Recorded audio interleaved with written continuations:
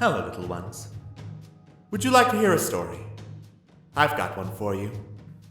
From Rolling with Remix. Long ago, the land of Irion was governed by many majestic empires. The humans of the plains, the elves of the forest, the Oreads of the mountains, the Merrow of the oceans, and the kobolds and Okiti taking what was left. But, as is so common amongst all with darkness in their hearts, those who had power would not be satisfied until they had more.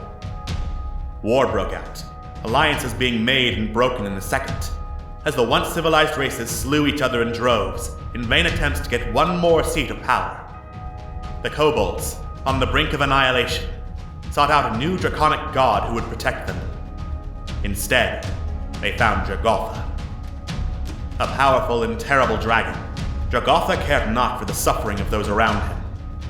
Taking advantage of the warring continent, Jogotha razed Irion to the ground, seeking to carve a mighty empire in his name.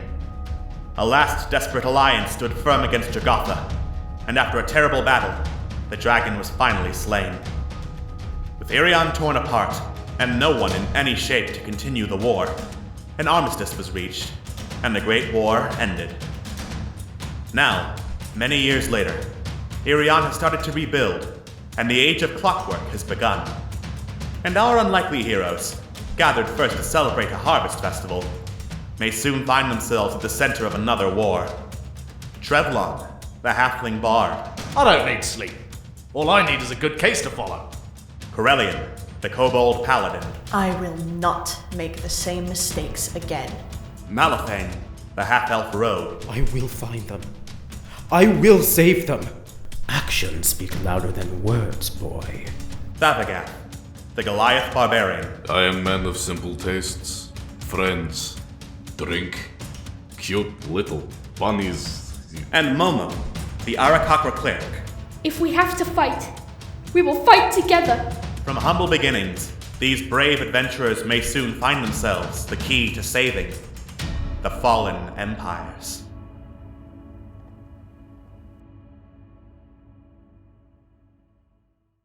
Last time on Rolling with Remix, Fallen Empires. Our heroes took a nearly unconscious Annabelle, who was crashing after being forcibly removed from several potions of speed, onto the surface, hiding her in the Bounty while the Okiti continued to bombard the city with cannon fire.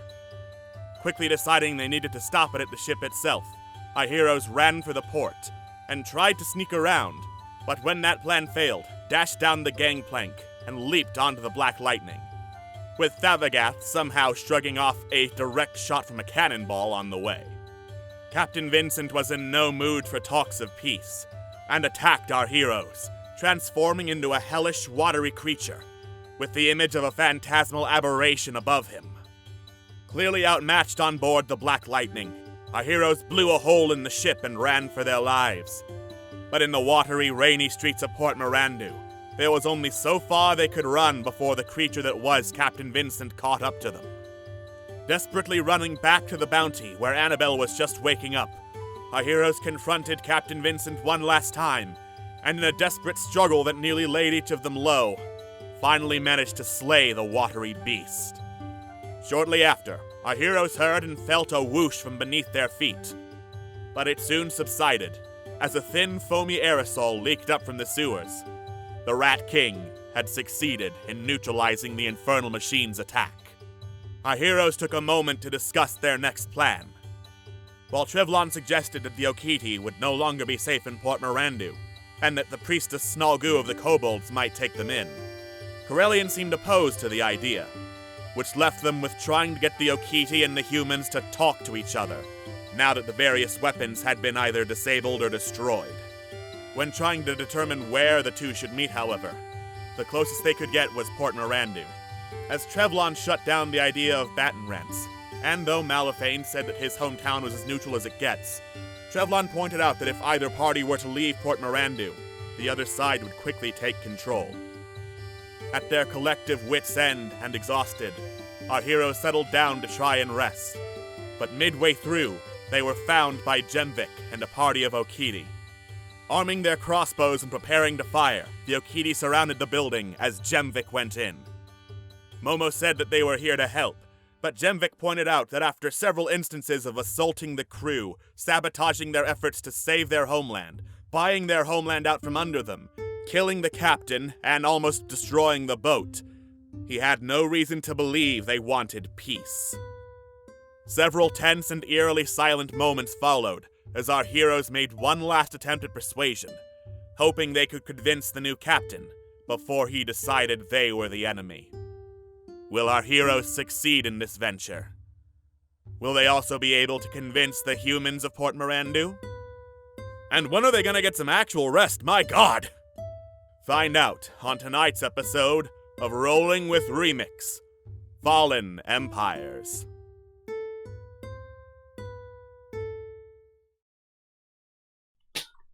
Hello and welcome to Rolling with Remix, Fallen Empires.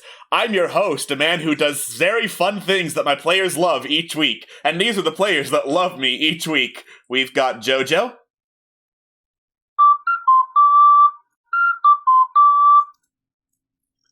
We've got Scott. We're fucked. Yeah. I have no comments. There's nothing funny. We're just fucked. We've got Atlas. Saddle up, boys. We're going in. And we've got Walrus. All right. Thank you, very, very, very quiet banjo. In the distance, you can hear a primal deity go.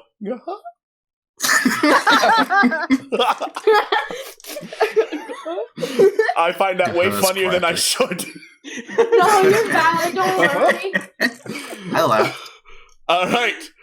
So when last we left our heroes, they were resting in an abandoned building as the storm starts slowly subsiding, trying to figure out how they're going to get the Okiti of Port Mirandu and the humans who live there to get peace.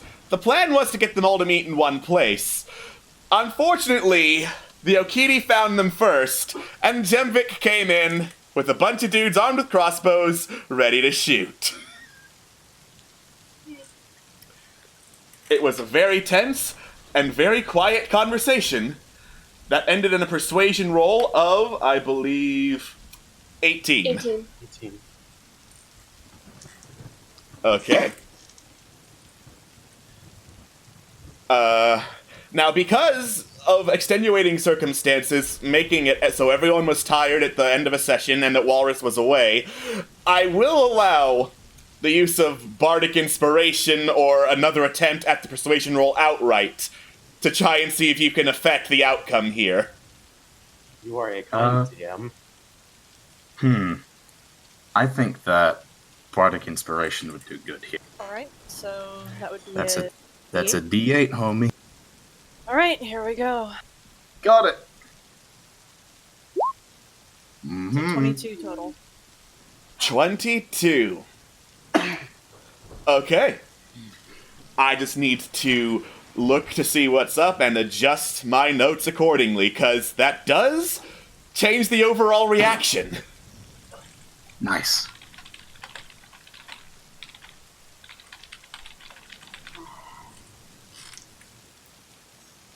Alright.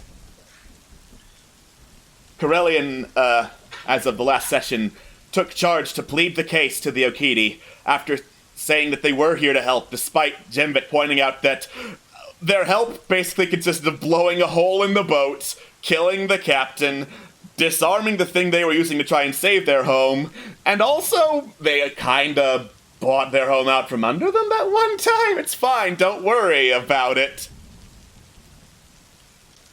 And Jemvik smirks, slowly lowers his crossbow.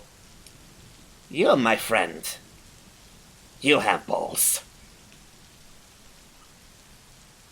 Seems like it's the only thing I do have right now.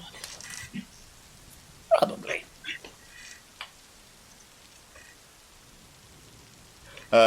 He looks out the window, says something in Okiti. You can hear, Malifane, because he's got the best perception, can hear the tension of crossbow strings very slowly get lowered.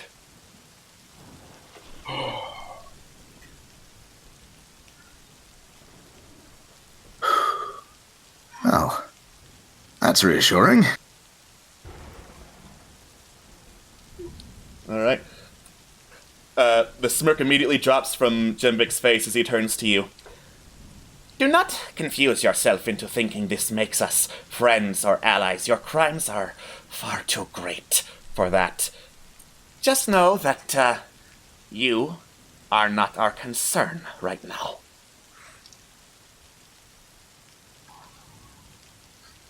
Who is your concern? Jemvik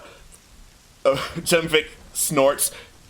Let me see. Oh, do you think we should be concerned about the people who tried to firebomb the entirety of the slums just to get rid of us? I don't know. What about you? He turns to an Okiti beside him who just turns, stoically, slowly nods. See?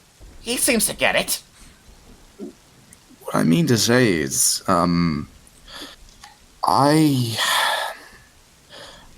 I don't think that this decision was a collective one.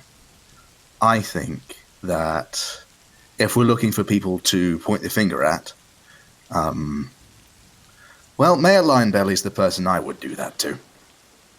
I think others would be very willing to listen to you. But Lionbelly is a scumbag. And I have no hesitation in saying that because I've lived here basically all my life, and I know it. You look at the Okiti who have also lived there all their life, and they do not seem moved by this particular description. As in, I once upon a time there was a little man named Trevlon, and he thought that Lionbelly was perhaps doing a little thing called slavery. And he was quite sure of that fact. He did a whole bit of, investigative journalism to get it sorted, but he never could crack it. He was sure, but he never had proof. And as such, he never had any way to really convince anybody else that Lionbelly was, as he thought, a bad guy. But today's been an interesting day, and I think that we can convince Goldtooth to do something about him. Cool story. Why should I care? Well, I think... How do you want this whole situation to end, Jambik? Piles of bodies would be ideal at this point. Of theirs or yours? Because Are you fucking serious? Are you asking me if I want piles of Okiti bodies? Listen. You are a dumb piece of shit, Trevlin Blue. You know that? Has anyone ever pointed out how much of a dumb piece of shit you are asking me if I want piles of Okiti bodies? I don't mean to be rude, but that was rhetorical. Of course you don't want that. But getting into war with these people is going to lead to that. I can tell you that. No side is going to come out of this without a considerable body count. Unless we try and negotiate. Talk.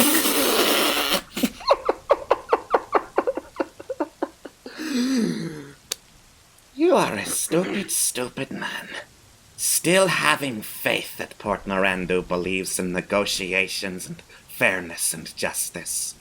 I really should thank you for teaching me it doesn't work that way. He has a point. They're willing to firebomb slums, and, not just Okiti live there. They'd be killing everyone. Citizens, Okiti included. Just to get rid of a few people who they knew were on a ship out in the harbor. Seems like bullshit if you ask me. I've never really thought of it that way. It seems like bullshit to me too. But it also seems like bullshit that everybody in Port Mirandu would believe that. I don't think that they're being rightly led. I think that the majority of the people who are doing the things they're doing right now, the bad things they're doing, are being influenced by someone who is vile and truly doesn't care. But I think if everybody understood what they were doing, what it meant, they would listen. And you might call me a fool for that, and I understand. I do. I don't think you're wrong for thinking that I am overly optimistic, to put it mildly, but the only logical thing I can see right now is there are two ways out of this. There's a way where there's a war, and there's a way where there's not. And I don't want the war way to go. And I think that... Jemvik smirks again. Well, then it's too bad, Chevlan Blowquill, that those who are actually waging the war did not take your opinion into account. You're right. What they're doing is horrible. But they can be convinced to stop, I'm sure of it. I'm positive that if we get rid of Lionbelly and we actually have some discussion, put you in a position where you can actually make decisions for your own people, Port Mirandu will change. Jemvik tilts his head, points at the fact that he's wearing the captain's coat. What I mean to say is, everyone will have to listen to you. And that doesn't mean that you take Port Mirandu by force. It means that you put yourself as one of its leaders. Not just Lionbelly as this sitting hyena who wishes to just pick everything clean that comes through. Imagine it. You and everybody else who cares about anything to do with this town actually caring and doing things for their folk and collaborating. Not just Lionbelly doing what he wants. I know it's not as glamorous as having the city all to yourself. I know it might not even be as easy in the short run. But I think it's something that can mean that Port Mirandu isn't just a place where a war happened and so many people died. It can be a place where people fought and in the end they came together and made this place the best version it could be. Make a persuasion roll. Also, I'm sorry, Momo, were you going to say something? No? Okay. Just Persuasion roll, yeah? Yeah. Persuasion roll, yes. All right. Bad feeling. Not bad. Okay. Jemvik slowly starts to listen, his interest waxing and waning as you talk about, we could get you in control of Port Mirandu. Not total control, but you can get control.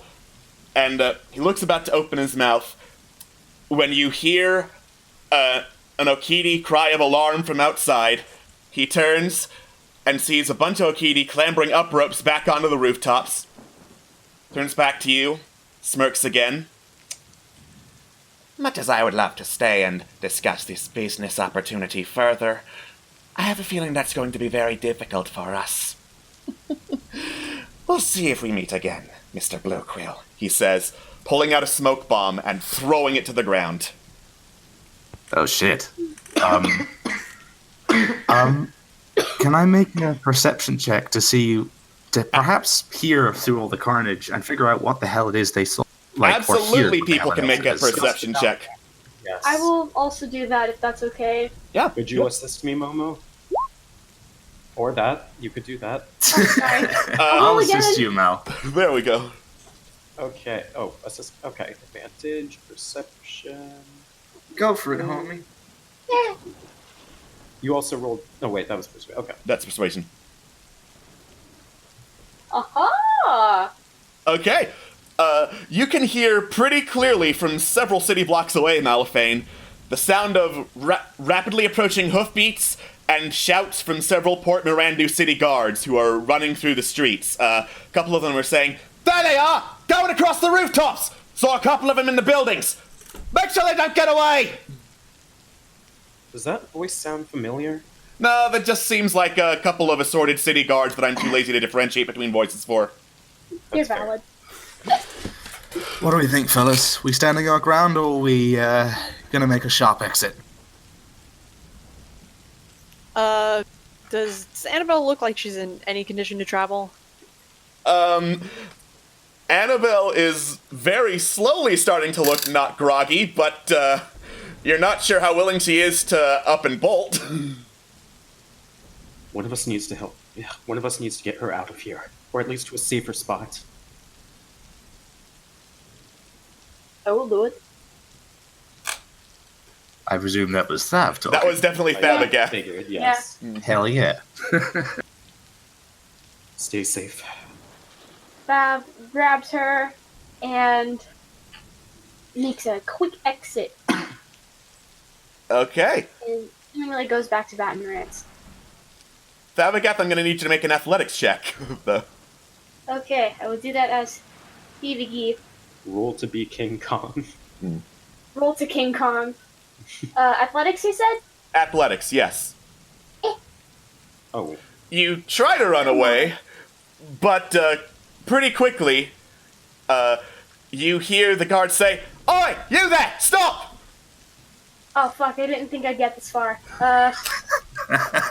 Walrus, help me! I'd say just comply. They'll kill you if you run. Yeah. Oh, man. The guards quickly catch up. Annabelle raises her hands. "It's okay, it's okay, it's okay! I'm not hurt, I'm not hurt, I'm not hurt, I'm not hurt!" I was trying to get her out, to get her to safety. just put her down, big guy. Sav puts her down gently and puts his hands up like a girl and kind of scoots away. I'm sorry, hands plural? I made a horrible mistake. I completely forgot. Oh no! Yeah, he puts her down and raises one hand and a stump. Okay. And kind of Arms. You mean arm. He raises yes, he raises his goddamn arms! Cool. Are the rest of you with him, or are you still in the building? Momo's still in the building. Okay. I'm not sure. What? Fuck. I think this would be the best way to get an audience with folk, but... I agree. I presume if Thabagath went to try and get her to safety, that would be without us. Otherwise, we'd definitely be going with her. So Yeah. Also, Carlene would still be in the building, probably. here's my other point: smoke bomb. So, yeah. Don't think we'd get very far even if we tried. Malifane stays in the building. Okay. A few seconds later, you hear a crash as guards shoulder check through the door of the building, sweep it, and find all of you. Hello. We're refugees. Hi. Yeah. One of the guards calls out, "Goddamn rat men are gone, sir!" Another one with a much fancier looking uniform, it is not Goldtooth, however, enters the room to double check who you are, looks over, squints. "You lot. Weren't you the ones couple 10 days back who were here, doing some business with Stormkirk and buying out the ports?" Yep. Yeah. We're Stormkirk's boys. You're going to be coming with us now. We're having a chat with Goldtooth. That you are. Fabulous. Lead on. Alright. So, you are all eventually rounded up with Thabagath and Annabelle, and since you are not struggling, they don't manacle you. They're on the trust system, though you do get a couple of side eyes, and are escorted through the rain-slick streets of Port Mirandu. It takes several hours to get over towards the city jail, because Port Mirandu is a big city, and it's hard to walk through the rain and the wind, but slowly but surely, the thunder starts to stop. So it is no longer just this absolute torrential downpour. It is still raining, just not thunderstorming. Oh, nice change of scenery. Maybe we can actually get a bit dry now. We'll find out. Yep. Momo kind of like shakes his head and tries to get the water out of his hair, like. Malifane side eyes in prestidigitation. Oh yeah, we can do magic, Momo. That's pretty nutty, isn't it? That's right, Weeserk! Are you two Yeah, alright? just the side eye, like, You know, Corellian, we would be all right. There would be a day where we'd think, hey, we have magic, and then there's this day where nothing makes sense. So, yeah, debatable in whether or not we're all right. And Walrus and Travelon cast prestidigitation on Corellian to make his armor and his underclothes dry. I cast prestidigitation on Thav and Malifane to make their clothes dry. Thank you. You And didn't then- mean to do that to prove a Lunch. point. It's not proven a point, and we were going to do this anyway. You know, you're wet and cold. That sucks. And Cold sucks. he cast prestidigitation on himself as well. Oh, damn. Wet I can deal with. Scales and all. All right. You all dry yourselves off as you're taken to this long, kind of bare bones, bare furnishing waiting room.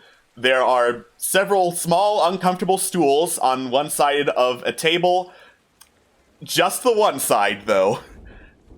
And one window that looks in, very long. That's about it as far as furnishing goes. The guards just point towards the stools. can you see anything from out the window in particular, or is it just You can land? see into the jail. Not into any of the cells. It's more like this particular room is toward the entrance hall. I would say someone make an intelligence check, because this isn't really Arcana, Nature, Religion, or I got it. Don't or waste the my other, pants. or history. You got My wee. Okay. Nice. it. All right. All right.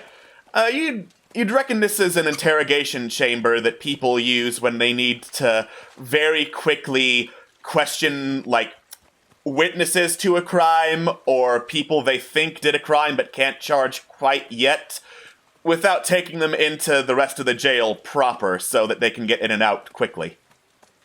It's an interrogation room. Scott has a bad feeling. Let's all remain calm, gentlemen. Remember, we're not talking a lion belly, hopefully. I trust Goldtooth. I have to. You do think he'll go for this? I think he's reasonable, and that's a hell of a lot better than lion belly. Well, let's see what happens, I I suppose. hope you're right. Mama kind of does like a quick little prayer, like, oh, please help us, please save us. All right. 10 minutes or so pass of you just sitting uncomfortably in the room with a silent guard leaning by the doorframe staring at you. Until Giovanni Goldtooth, Grand Aegis of the Port Mirandu Guard, thrusts the door open, walks over to the other side of the table, and drops a lock down. This lock appears to have been broken pretty violently. Yeah. Does it look familiar? Oh, hey, I recognize this lock. I broke it. Yeah. Does Thav actually say that? No, I won't have him say that. Okay. Because that would just fuck you all over immediately, and I'm not that mean. Yeah. Thank you. Alright. Goldtooth looks at the lock, looks up at you. Why is it that whenever shit goes down in Port Mirandu, it's always about you five? Annabelle slowly waves, not talking to you! We are, well, we're very interesting people, I'll put it like that. What does this have to do with us? And Trevlon looks at the lock. Well,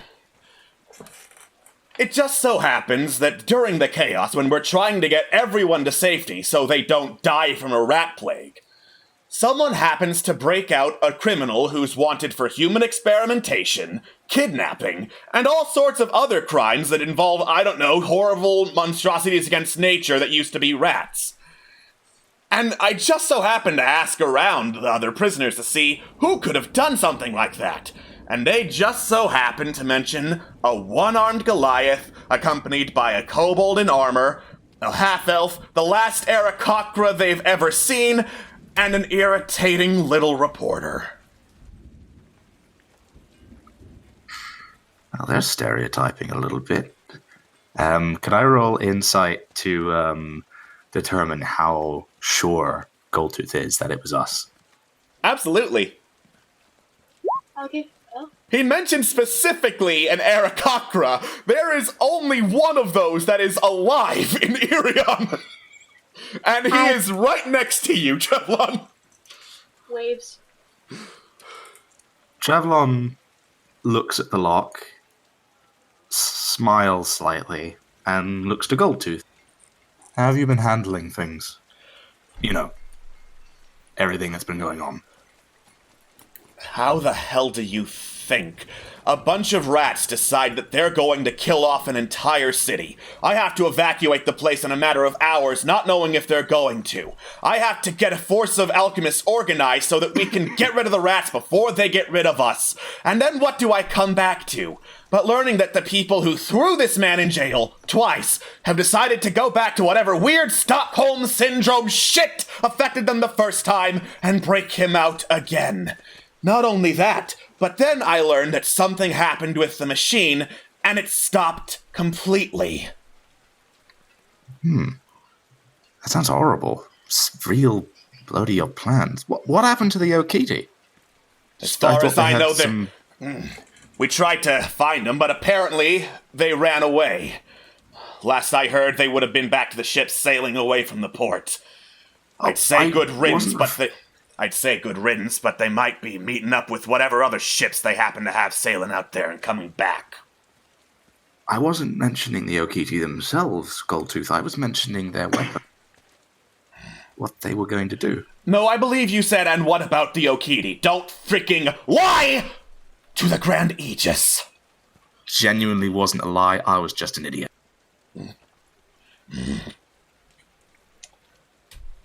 So you break out a known criminal to sabotage our war effort against these Okiti. What if you were wrong? What if he decided to abandon you? What if he couldn't get it done in time? Did you ever think of that? Did you ever think what you were doing by just trying to endanger us all? What if you couldn't stop the Okiti, and we had nothing to fight them off with? Did you think of that before you went gallivanting around in the sewers? Or did you think you were just going to play hero, rather than try to save innocent lives? My sisters live here, Goldtooth. I have lived here my entire life. All of the people I cared about live here. The moment that shit got real in Port Mirandu, I was constantly thinking and worrying about the people from here. But the fact was, I care about both sides. There are people on either side of this that I love. And I knew that I couldn't live with the idea of one going. And it was horrifically short-sighted. I'm going to agree with you on that. It was a very, very dangerous plan. But there is no Red Death anymore. And the infernal machine, as I hear, it went dark. There has been no massive casualties on either side. And I have a sneaking suspicion that the new captain of the Okiti is more willing to chat about this than you might think. And I have another suspicion. I have a suspicion that this whole thing could have been stopped if we had consulted them first. And I'm not blaming you. I don't want you to think that I hold you in any contempt, Goldtooth. I never have. You always struck me as a person who was honest and was trying to do the best for his people. But you're not in charge of Port Mirandu. And the person who is doesn't care. Oh my god. There you go again, Trevlon Bluequill. Always seeing some conspiracy or another with the higher-ups because fate dealt you a bad hand. Oh, it's not your bad luck, it's the mayor. Oh, it's not your bad luck, it's the head of the city bank. You can't possibly just accept that bad things happen for a reason, and maybe there's not someone at the top specifically directing it. He turns away from you. Anyone else but the bleeding heart conspiracy theorist have anything to say? Trevlon is kind of seething and looking around and looks to his party. Just kind of like, fucking back me up, please.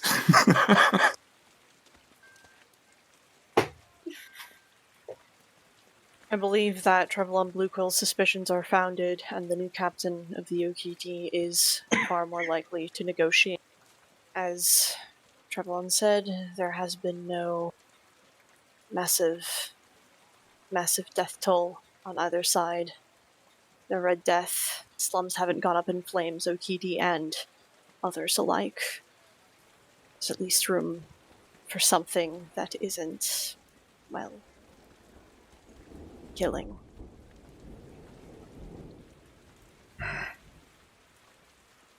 But in order for that to happen, we need to make sure both sides are weak.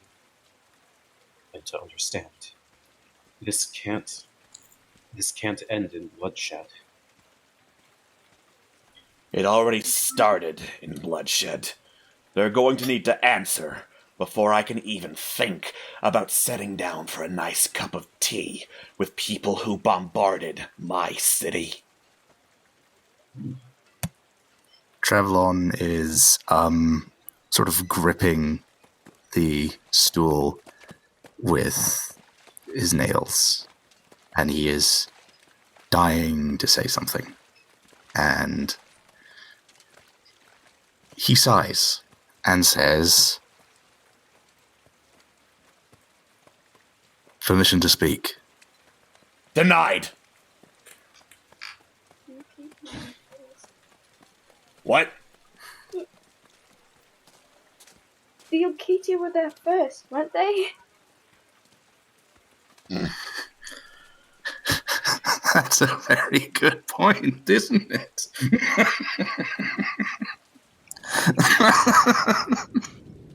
Your people, Goldtooth, are everyone who lives here in Port Mirandu.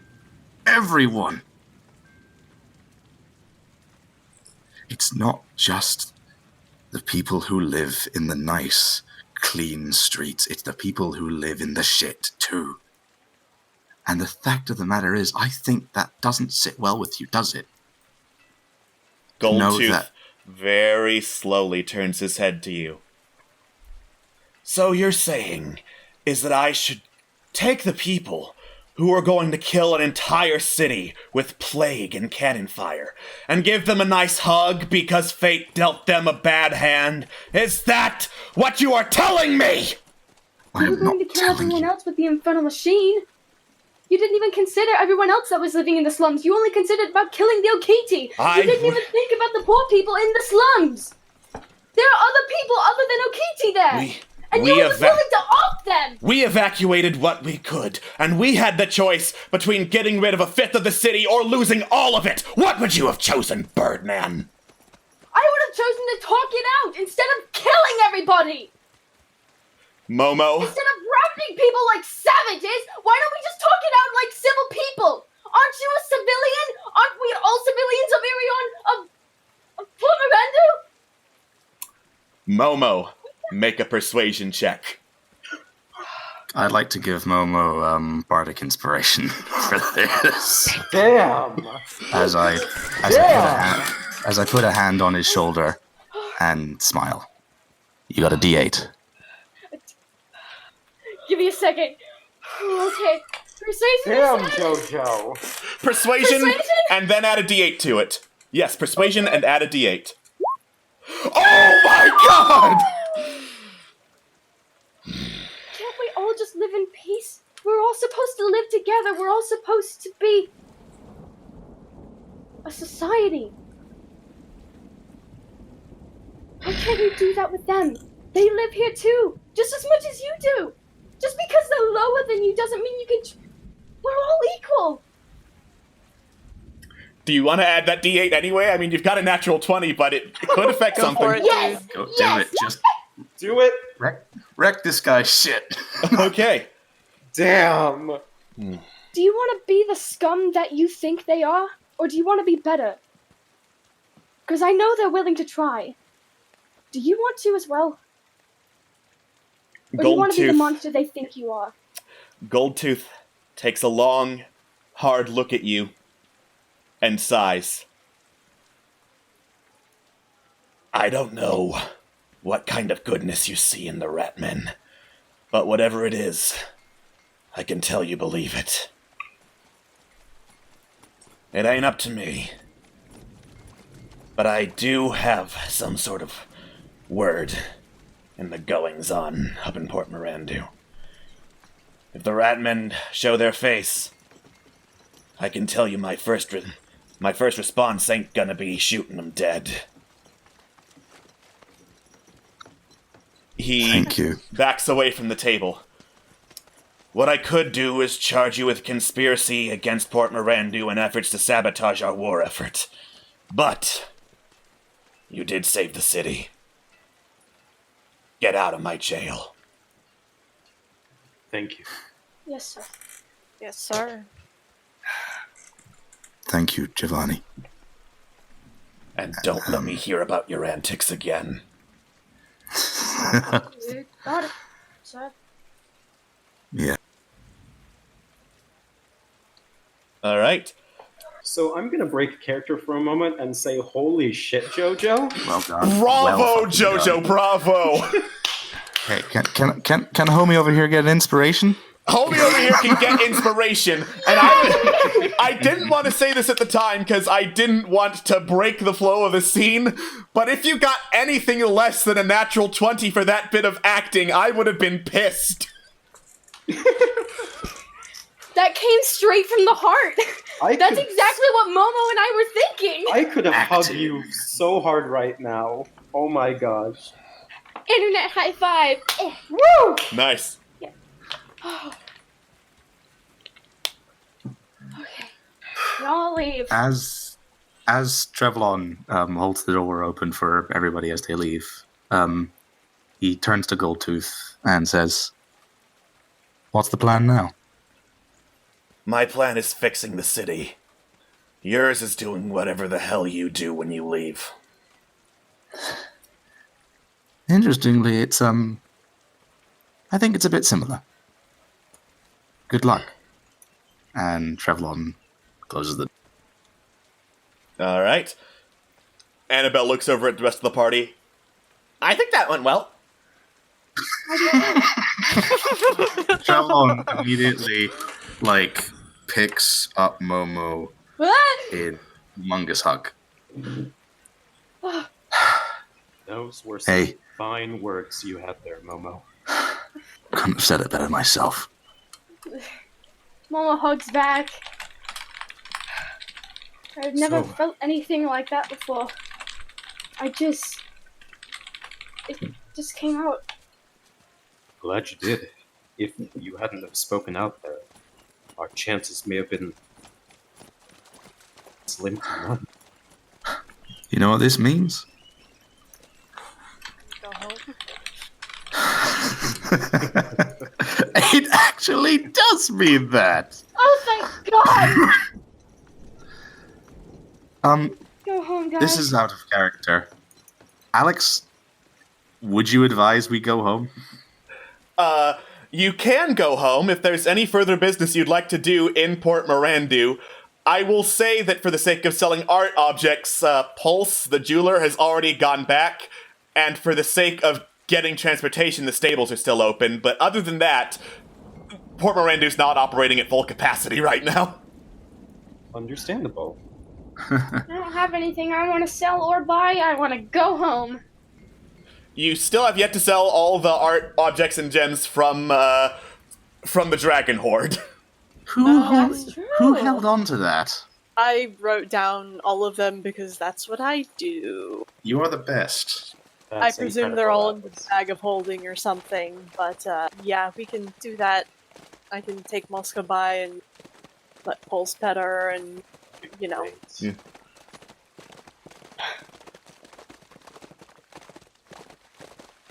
Alright.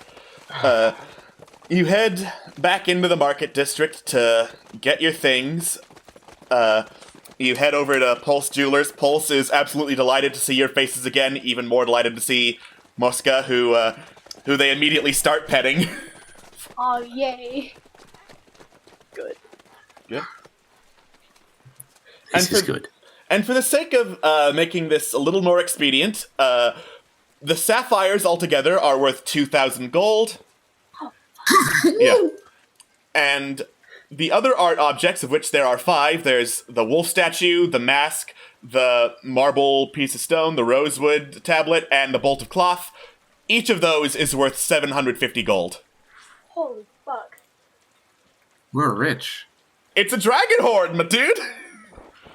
Yeah, that's true, isn't it? Alright, so that's 50 times 5. Give me a second. Out of character. I also apologize if you can hear a little squeaking in the background. I have baby rats that are just... Yeah. Oh my god, you held the Okiti hostage! Hey, they're not hostage. They enjoy being in this game. They love it. Yeah. Alright, so total that's... Tell them that they're all good for me. If my math is correct, that's 5,750 gold. That is, I believe, correct. Nice. Alright. So that is... I figure that we'll split it when we get back to Baton Rance, or do we want to do it here? I figured the math out. Mm-hmm. I'll put it in chat. Cool. Radical. Radical, bro. Yeah. Alright.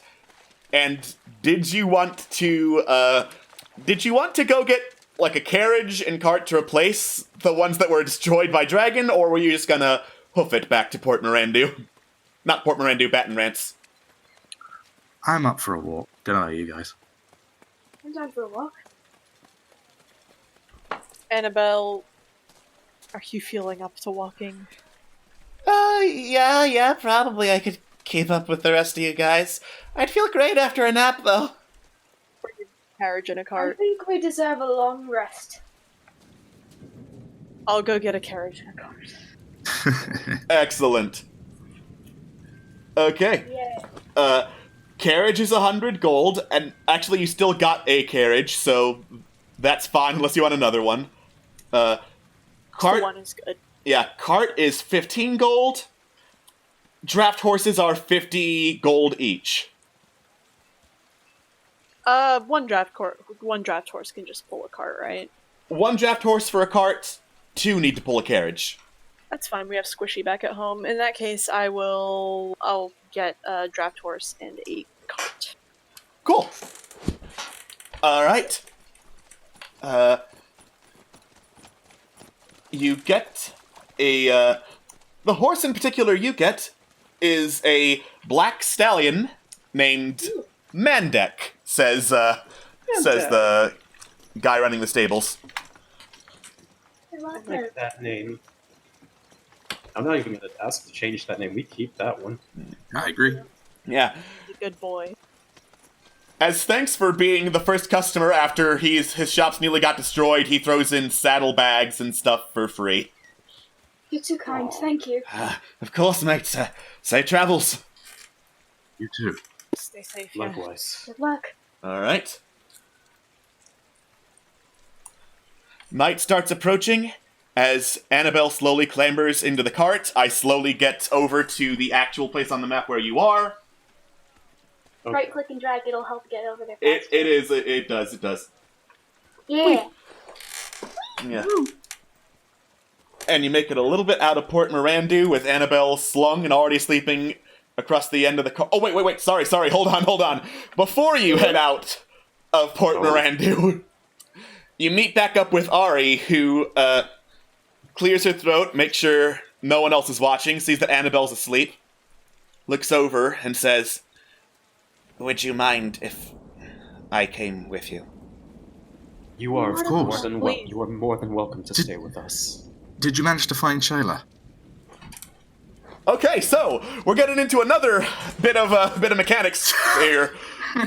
So in war scenarios where a character's outcome is uncertain, I am going to secretly roll a percentage dice. Fuck. Based on how likely it is I think they make it out. Fuck. Oh boy. I'm very scared. Me too. She looks over, nods. Yes. Apparently the Okiti were aiming for the temple district first. She was there on the front lines getting everyone out.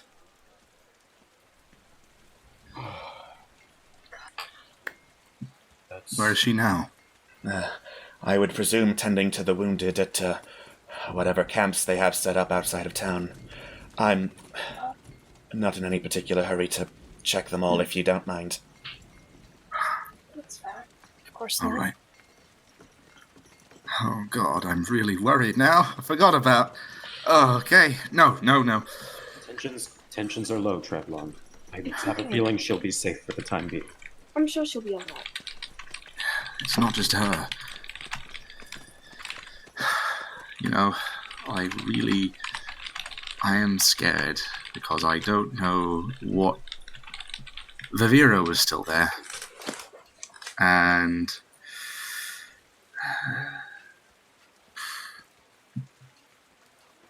I really hope that she got up. Made it to Port Mirandu.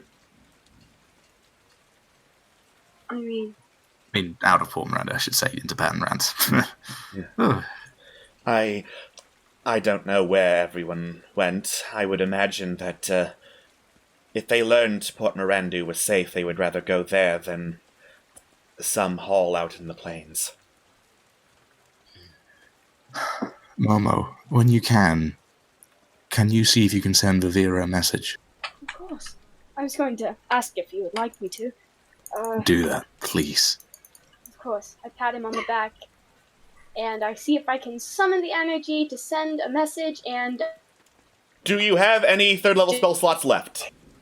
No, that's... Nope, not tonight, you can't. Yeah, I try to, No, I can't. I need to rest, I'm sorry. Yeah, we did just stop a war, so I think we're good. I don't know We'll about... take care of... We stopped a war from killing a lot of people. You stopped a battle, says Ari, matter-of-factly. Well, yeah. Oh, Yes, Ari, you go first, Mal. No, go ahead. Ari, do you need? How do you prefer to? Where do you prefer to sleep? Ideally underwater, but clearly that's not going to be much of an option. No, there is a river that runs through Baton Rants. Oh, excellent. But, yeah, I was going to say it's not exactly. We Yeah, have some really nice bathhouses, actually. that's also true. I mean, if there were any specialized houses, that would be ideal, but a river, I suppose, would work. We certainly sure have we can options look that we can look into. We certainly have options that we can look into once we get back. For now, Yeah. let's just take our journey back. Carlin will offer We all to... need sleep. I'll offer a boost into the cart. Alright, cool. Ari climbs into the cart alongside sleeping Annabelle, touches her amulet to get back to a fishtail so that she's more comfortable with it, and flops over to rest for a little bit. It is then that you head a little bit out of the city and settle down to rest in under some covered trees so that you're not resting out in the rain. Oh my god! Yeah. I'll take first watch. I'll take second. Moscow and I will take third. Cool. Alright. Perception, right? Perception, yes. Okay. I'm going to need to make some secret rolls since I no longer use the physical dice. Secret rolls. Momo, on watch, it passes without incident. I pet Mandek and I kind of just think about everything that happened. I think about what we caused and what we could have done to prevent it. What the clues were for Rancall. And how blind I was. How much of a fool I was. It's so fucking obvious. Then I go back to sleep. Not really sleeping. Alrighty. Ooh. Oh, nice. You are absolutely certain that there's nothing approaching on watch.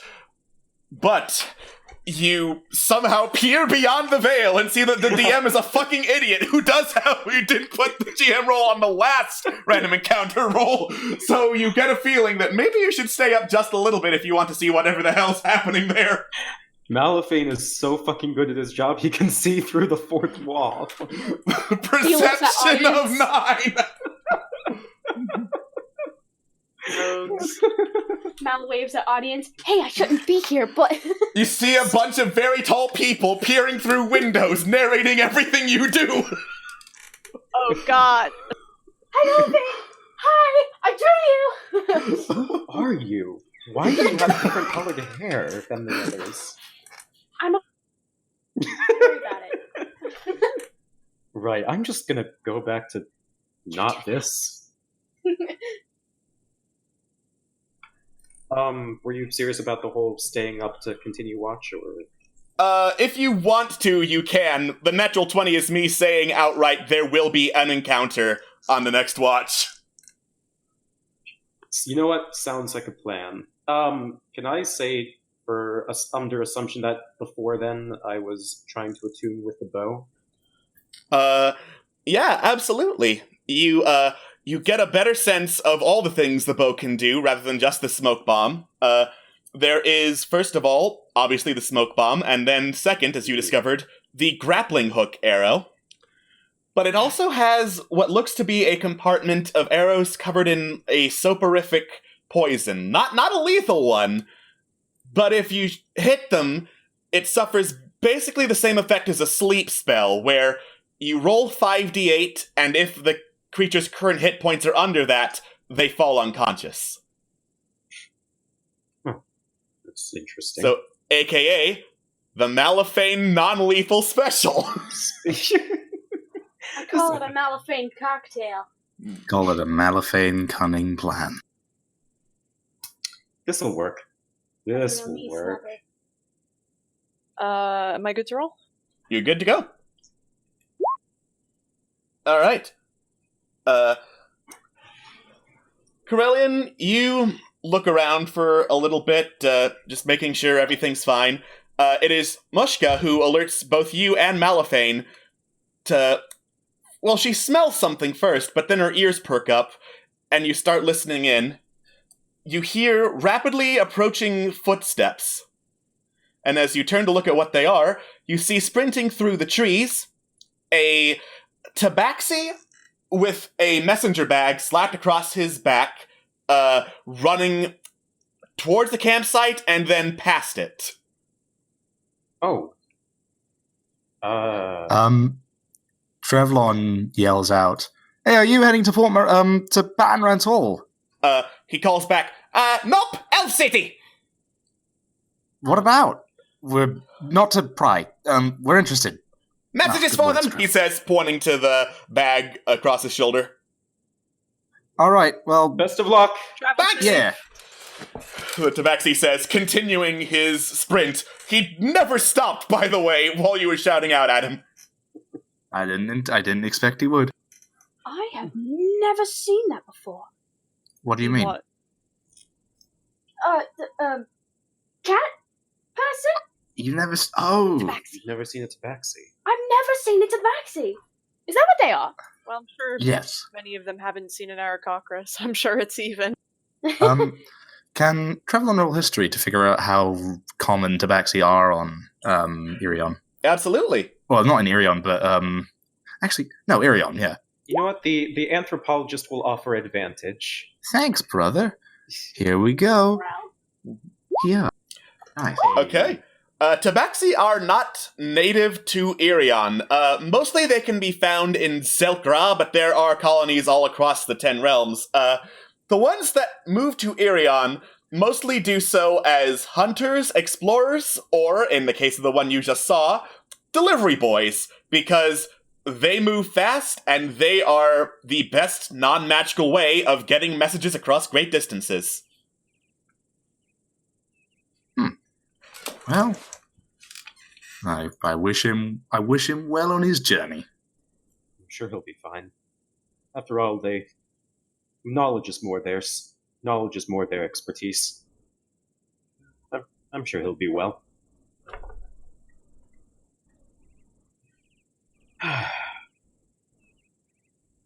You know, at the same time, though, I can't help but wonder. Given the circumstances that we had here at the port, what else are we up against? Well, Fucking I've mind got flare. Yeah, well, that's the main thing. So, here's what I've got in my head. To my knowledge, that we have a few major instigators that are causing chaos. We have, of course, Rancol, who I think we can safely say is our biggest threat right now, until we figure out what the horrible eldritch god he is trying to summon is. We also have the Iron King, the horrible Minotaur who wants to murder everything that he sees and steal everything that he wants. We have the Plague Lords, who are devious and clever and dangerous to boot. And we have the Hive, the group that we know the littlest about, but apart from the fact that we know that they are horribly dangerous. You forgot Stavana? Of course. Well, isn't she a Plague Lord? I don't know. I just know that she is a madly powerful lich who is a bit of a sadist. Oh, yeah, you're right. Stevan, I think, is not. So we've got 1, 2, 3, 4... a lot of foes that we have to vanquish if we're going to make the land safe. And I can think of a few more places that Rancol is going to be, stirring up trouble. Easiest candidate I can think of right now is Demdor. The dwarves and the Oriad have been enemies there for far before this. So that shouldn't be particularly difficult to stir up trouble. And there's some elves into the mix too. Yes, I was just about to say. Think about that. As for where else, I'm honestly not sure. Yes, the elves are a point. Maybe the city of Shimmering Lights, maybe the kobolds and the marrow. Not the marrow. Is the marrow? God, I'm so tired right now. You are thinking of the marrow, correct? You are thinking of the marrow, says Ari with a very, very heavy sigh. Can we talk about this in the morning? Yeah, I think better to make a battle plan when we're not. Yeah, Go back to sleep. All right. You go back to sleep. And soon after, in the morning, everyone wakes up, except for Annabelle, who is still, sprawled out across the cart. She looks like a college student who just had a party. Yep. She was. She was a college student who just had a party. Hell of a party it was. Ari slowly shifts to get Annabelle's arm off of her, and Annabelle does not stir in the slightest. Aw, she's so good. I love her. You know, heavy sleeper, but you gotta admit, she gives good hugs. Oh, yeah, she does. She does. Alright, let's... Ari, do you need help? Help doing what? Oh, never mind. She's pulling the cart. We're taking the cart to Baton Rans. Yes, fair enough. Do I need help to lie down in a cart? I would certainly hope not. I don't know if there's other things that a person needs. It's fine. Yeah. Go back to sleep, Trevlon. Yeah. Trevor does so. Just load you back up in the cart. Just. Let's go. All right. Leave the bed. You continue on down the road. Annabelle slowly opens her eyes. Here's the sound of the wagon moving. Oh shit, I remembered I have the wagon sound. Yeah. Looks down, goes, ah! And immediately jumps out of the wagon. Ah, what?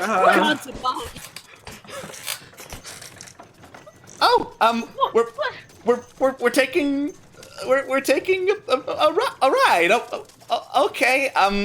Is any of my stuff in there? I'd like to get it out if that's okay.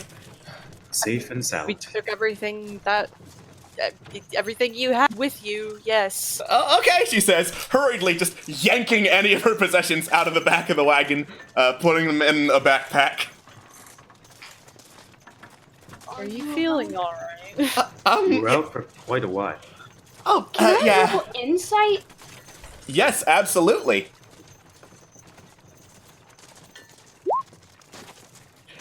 Annabelle is not very good at hiding her emotions. And she seems very scared of the wagon. Annabelle, what's wrong? Well, to address the questions that came at her first. Oh yeah, I'm fine. I just needed, like a lot of rest. Busy night last night. And then she hears Momo ask, "What's wrong?" Looks over, sighs. I think I told Corellian, but maybe not the rest of you guys. There was a guy back at the academy, very cute, for lack of a better word. He had an accident, carriage accident. Oh God.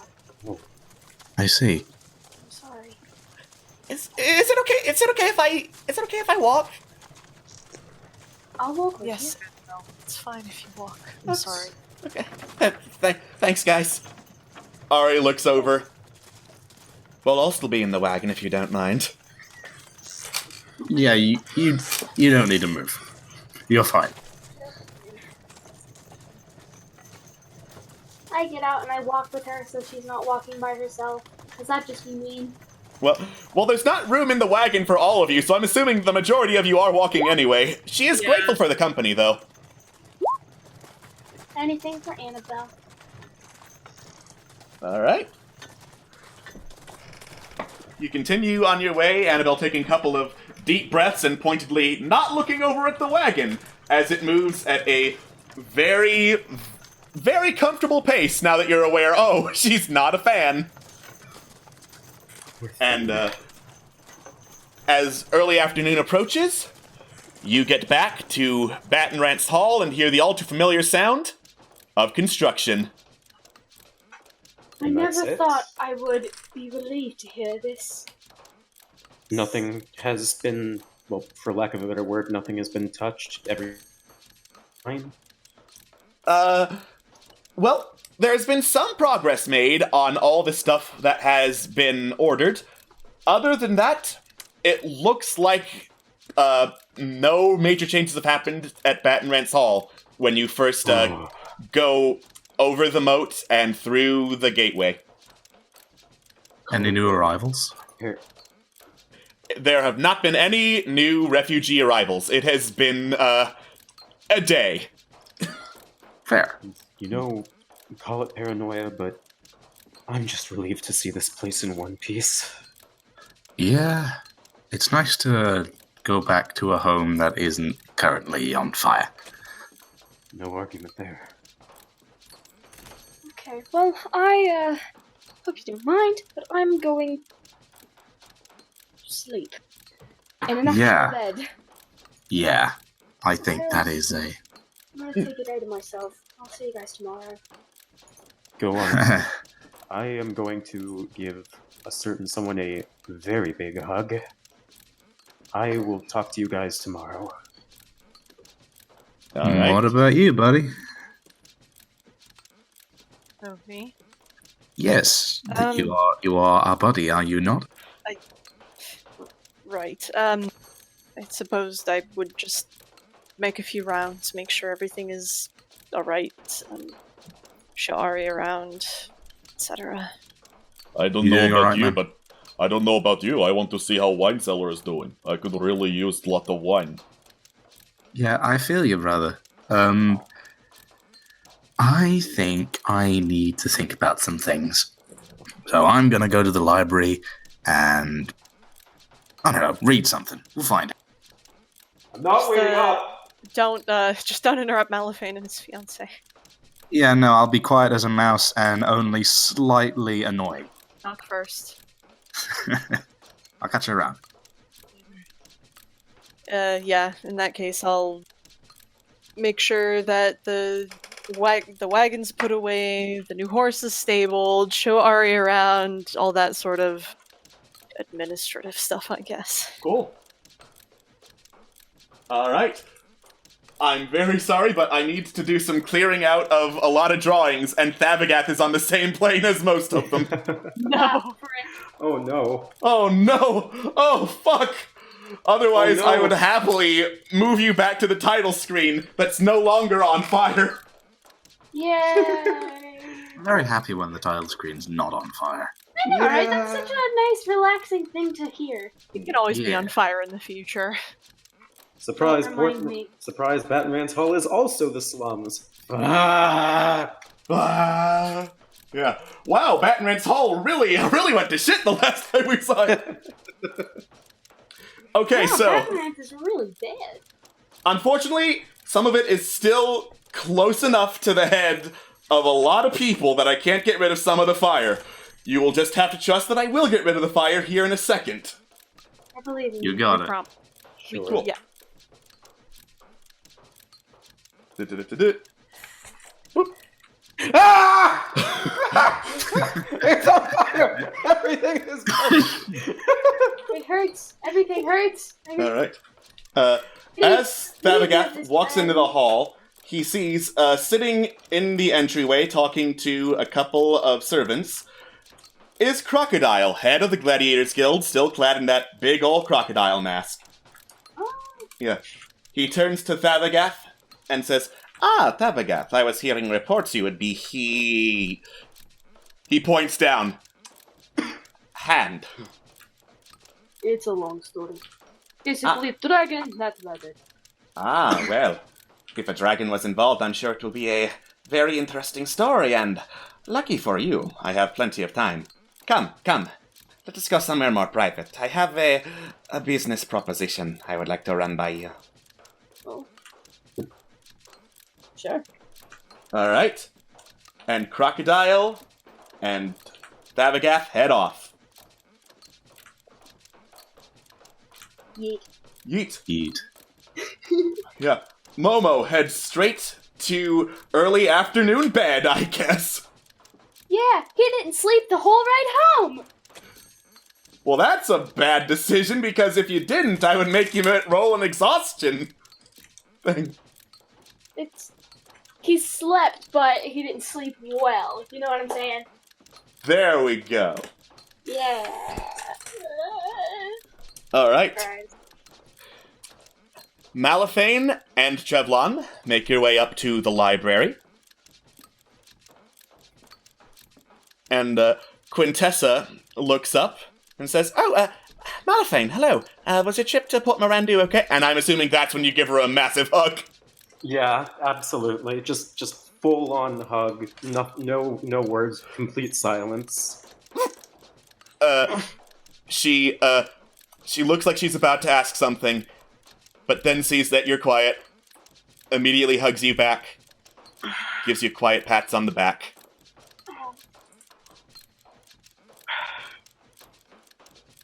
It's okay. I'm so glad to see you. It's good to see you too, Malifane.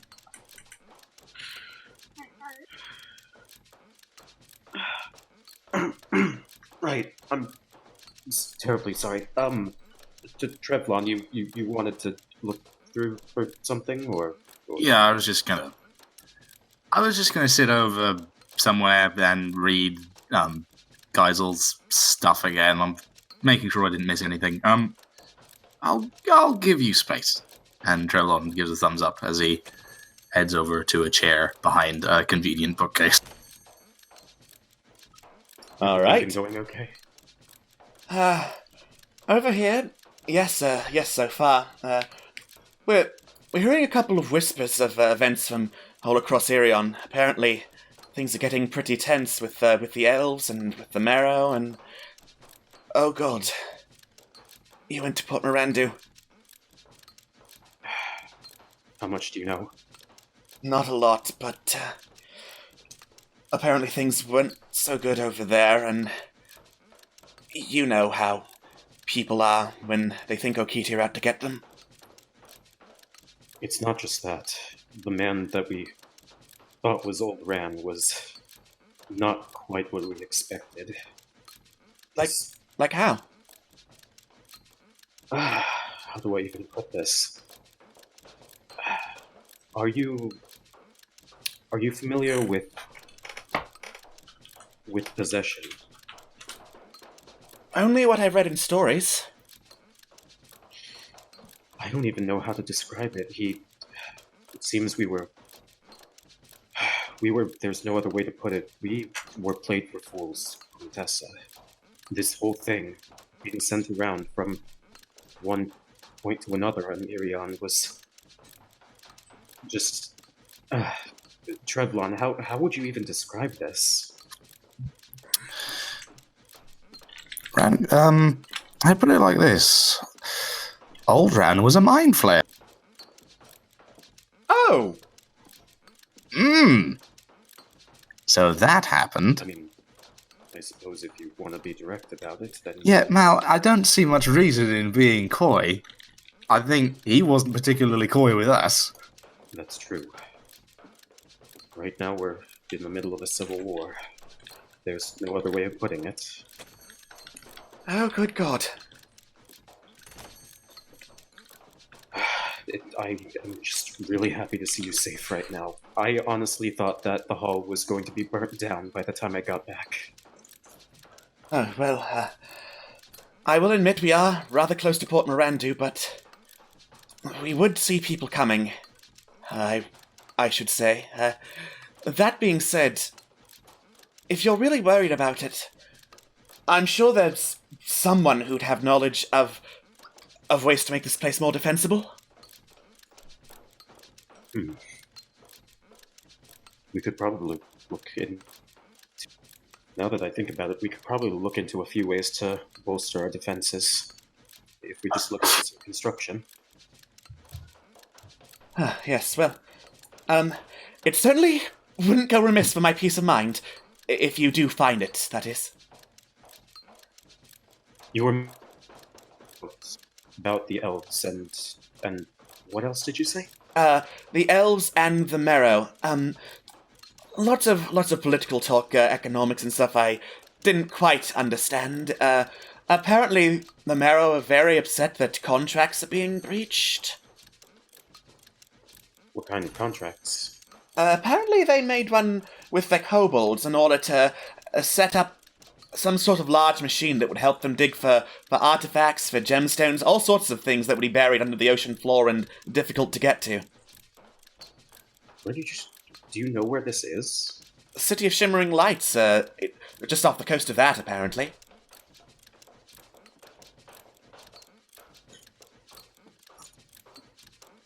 One moment, sorry. Yeah. And you slowly put together, wait, that sounds a lot like the oil rig that was off the coast of the City of Shimmering Lights. Oh no. Oh, yeah. Yeah. Hey, Mal, looks like it might be the City of Shimmering Lights we're gonna have to have a little visit to, maybe, in the future. Depends on who decides to kick up a fuss first, I guess. Call it a hunch, but I have a strange feeling we're just going to be revisiting our previous clientele. I bet you 10 gold that it is the City of Shimmering Lights that cracks first. Don't even need to make that bet. I am right there with you. Oh. Well, that takes the fun out of it. And Trevlon takes his... You thought I was going to pay you money when I have a... It's a bet. It's not... You know... Never mind. If you happen to have any other information, Quintessa, that would be wonderful. But this is already amazing. Thank you so much. Of course. Mostly what I hear from Kailani and the two... I'm going to be frank and call them con artists talking about. That's my main source of City of Shimmering Lights news. As for Ash and Allura, much more generic news, I'm afraid. Apparently they're making all sorts of defenses around the city, preparing for some kind of invasion.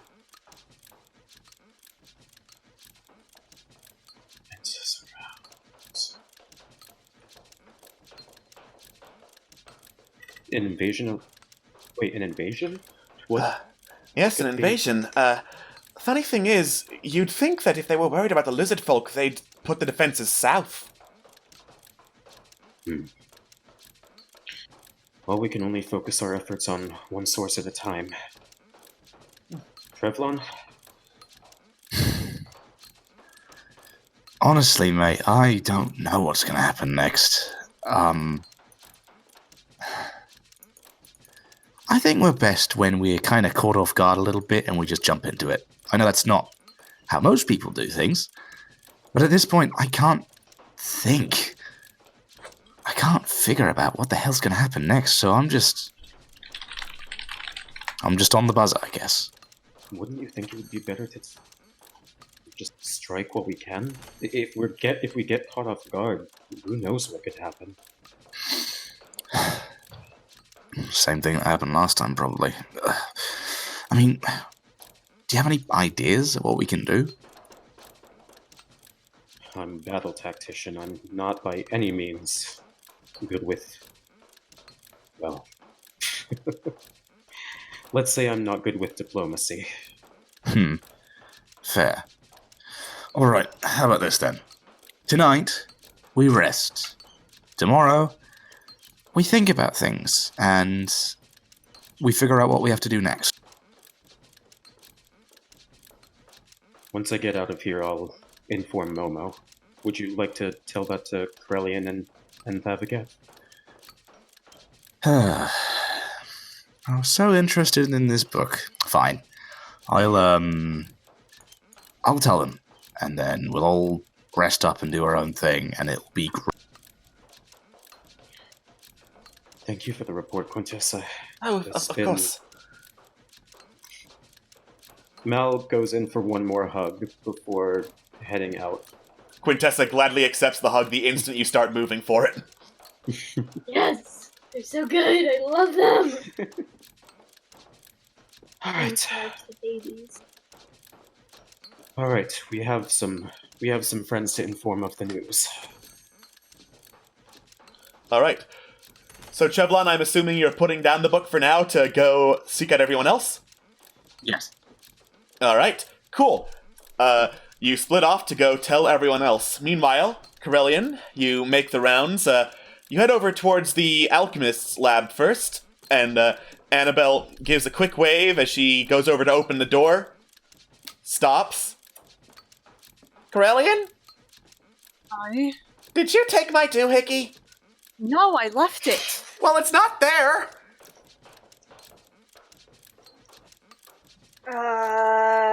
You run over to check, and indeed, it looks like Annabelle's device that was used for locking and unlocking the door is gone. The chain that was holding it to the doorknob melted away.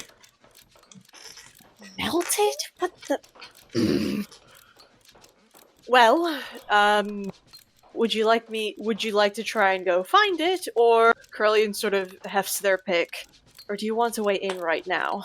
I'm not very good at repairing doors, And I think I can make mention that. And I think I can make another one. This just sucks. Is all. Yeah. Yeah, it does. Well, tell you what, I, for some reason, have repaired doors before, and for some reason I mean Thavagath. So, don't worry about the door, don't worry about anything. We'll just get you inside so you can just stop worrying about things. Okay. Maybe. That would be nice. Yeah. Yeah, Curling will basically go for the hinge. Actually, I'm just gonna use my Tinker's tools. Door has hinges. I'll take it off its hinges. Cool. Yeah, I'm not gonna break it down. That's stupid. Yeah, Tinker's tools, dexterity. Great, 2 things I'm awesome at. You got this, homie.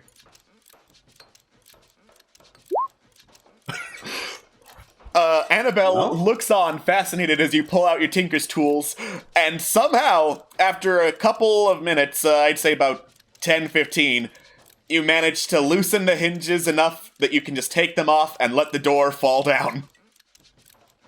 Yep, I'll sort of take the door, prop it up so it's like sort of standing like to the side, and just I can just let me. Sorry. Let me know when you've got another doohickey made, and I'll put the door back on. It's going to take a couple of days, but, she says, going in here. She rustles through a bag, pulls out the key. I've got this in the meantime.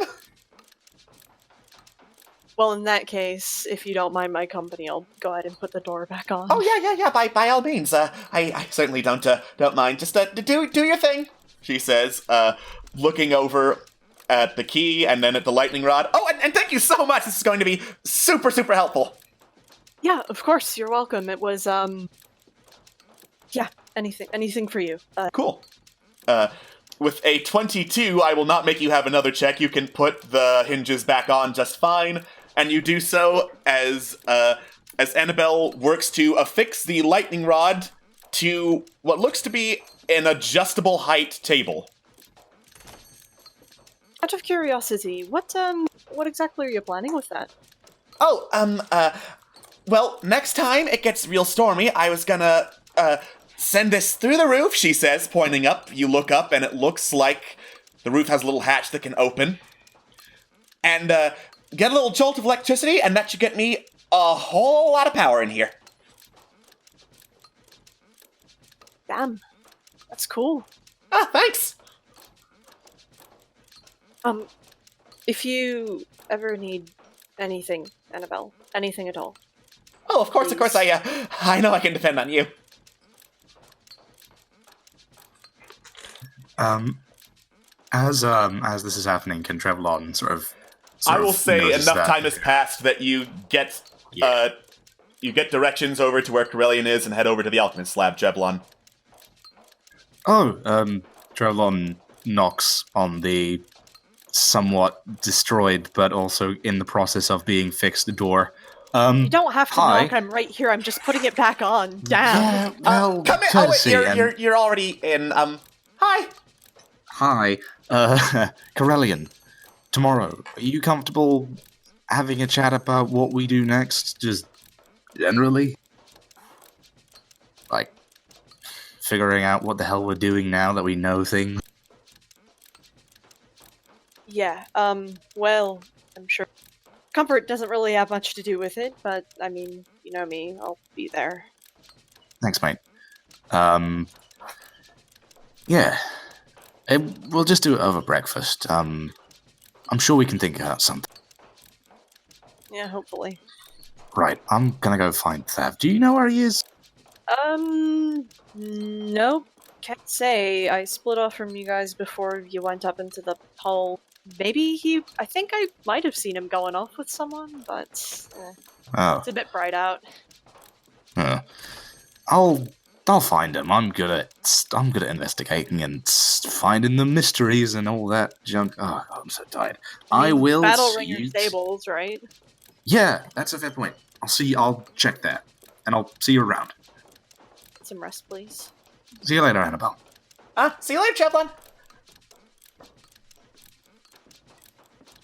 And so Chevlon heads out, and after a few minutes, you put the hinges of the door back on. Right, well, I'll be off. I'm probably going to go talk to Maggie about defenses after that whole thing with Port Mirandu and, dealing with a mind flare and just... It's a... Alright, and if you also managed to figure out who would have melted the lock-picking doohickey, could you let me know? Yeah, of course. I'll actually... Do you mind if I take it, just to take a closer look at it and move some tools back at the...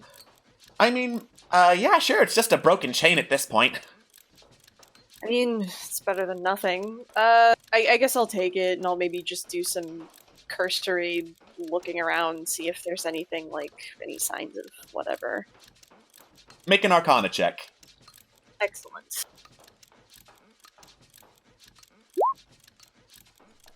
Yeah, looks like whoever conjured up the acid to melt this particular chain, it was magical in origin.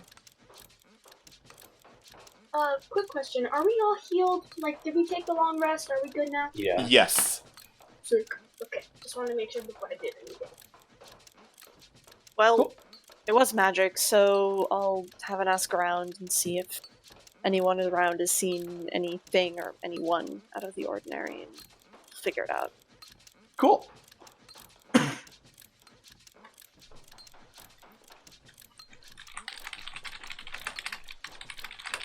Okay. I just needed to type up one quick thing as you say last goodbyes to Annabelle. And Malphane, you head over to Momo's room. Yeah. Momo goes open and opens the door. What are you eating? Eating? I'm not eating anything. What was in your... You know what? Don't worry about it. Trevlon and I had a discussion, and we were wondering if we could meet up tomorrow, discuss what our next plan of action is. Yeah, I'd like that. Hey, What time exactly? I was thinking we could discuss it over breakfast. It'd be easier that way. The quicker the better, I say. Yeah. I don't even say that. I'm gonna start saying that. Hey, are you okay, by the way? Is it that obvious? I'm just a little concerned. You seemed quite shaken up during our conversation with Goldtooth. Isn't everyone shaken up? I'm not going to argue with you there. Exactly. We just gotta do what we can, I guess. You're certainly taking this a lot better than I thought you would. I admire that. Right! Yeah! Sure, yeah. See you in the morning! And he closes the door again. Stay strong, Momo. Then he walks back to his own room. Cool.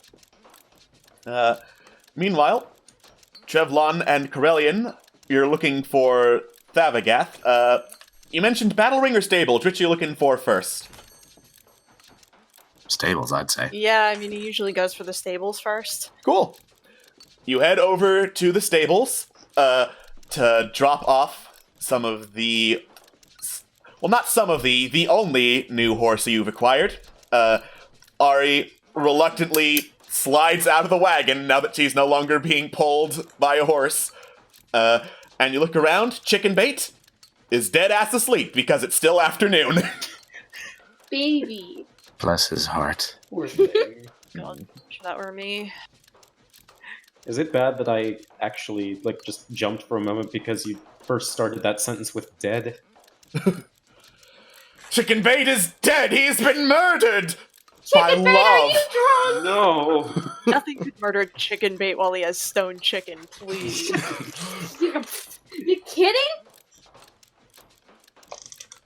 Well, no Thabagath. I'm not gonna wake him up, so I'll I'll get the draft horse set up with one of the stalls, and yeah. Cool.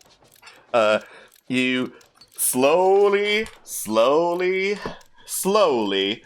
back Mandek into one of the stalls, and you hear another horse snort from the stall next to you. You look over, expecting to see the only other horse that you have that's not dead, but that stall is empty. What? I get. Did you hear that? Oh, damn! Yes, of course! It's Snowball. Oh. You heard Snowball, right? Oh, no, I know, I've heard. No, I mean, you just heard Snowball, right? That Yes, wasn't just me? Okay. I don't think that was just me. Just you. Oh, tired. Ugh. I'll survive. I hope so. Well, if you're here, Jennifer, hello. What's up? You hear a voice behind you. Nice. Hi, we're back. There's gonna be some shit going down in the next few days. While. 10 days. Yeah. Months. Cool. Anyway, any of it actually, at the hall itself? well, I mean, there's the whole Civil War thing. That sort of shit. Okay. Yeah. Actually, Jennifer, just, weird question. Have you seen anyone new around? Has maybe been fecking about by the Alchemist's building or anything like that? Some guy looked like a fox. Why? Uh-oh. Well, somebody broke the Alchemist's, well, Annabelle's doohickey, she called it. I'm sure it's a technical term. Carleen says, not sure that it's a technical term at all. It is 100% not that. Well, and thank you. I appreciate it. what's the doohickey do? If it seems important, I mean. Well, it was a magical sort of lock that was used to either keep people out, keep things in. And, well, Fox Guy is, well, he's allowed to be here. Unfortunately. Yeah. There's a long period of silence, and then you hear, "It's a what?" Magical lock? Fox person? You hear a loud neigh and feel a whoosh go by you. I feel like we may have said the wrong thing. What's happening? Hello? What? Oh, I can't say anything. Carleen basically, like, pings their divine senses, like, we're finding out where she's going. Okay, cool. She is rushing by you towards Batman's Hall proper and heading downward. Oh, no. Right, yeah, Yep. we're, let's go. Let's go. All right. You rush down into the basement, shuffling past any other workers that you happen to go to. Go down into the second part of the basement, and what was once a trapdoor with 5 locks on it is now a trapdoor with no locks on it.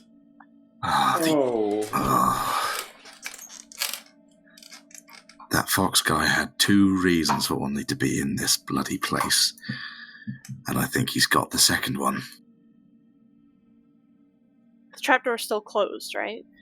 Trapdoor appears to still be closed. Since my divine sense would have run out by now, I'm just gonna ping it again. Okay. I'll slap it in chat, because why not? You sense another undead in the basement below you. Another undead being just the one, actually. So. Oh. That'll mean that it's not... That it's just, Right. Well, I doubt Mr. Fox would feel like an undead. He hasn't before, at least. I don't think so. Should we knock? Yeah, let's do that. Alright. You open the trapdoor and take some steps down, and immediately you feel like this deathly chill down below, like some unnatural force hangs in the air here. You take a look around. This looks to be what once was a shrine of some sort. The paint on the walls and carvings into the stone around have long since peeled away or eroded, but it looks like there were icons scattered around here. And there is one singular door on the far side of the basement. And that icon on the door has not rotted away. It is made out of silver, and it is carved in the shape of a wolf head. Could I roll history to figure out what that might represent? Okay.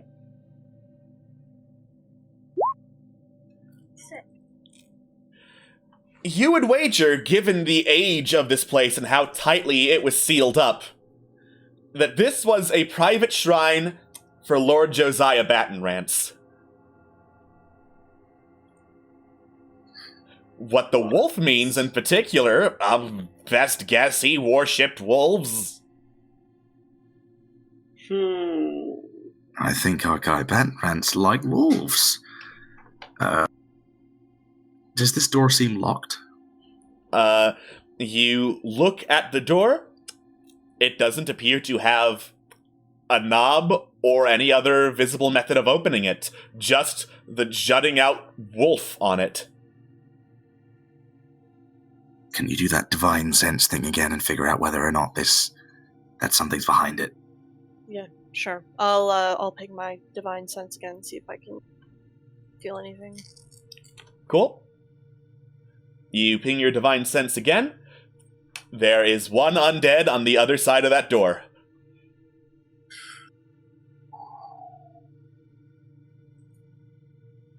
I think that's Master Battenrance himself. Should we open it?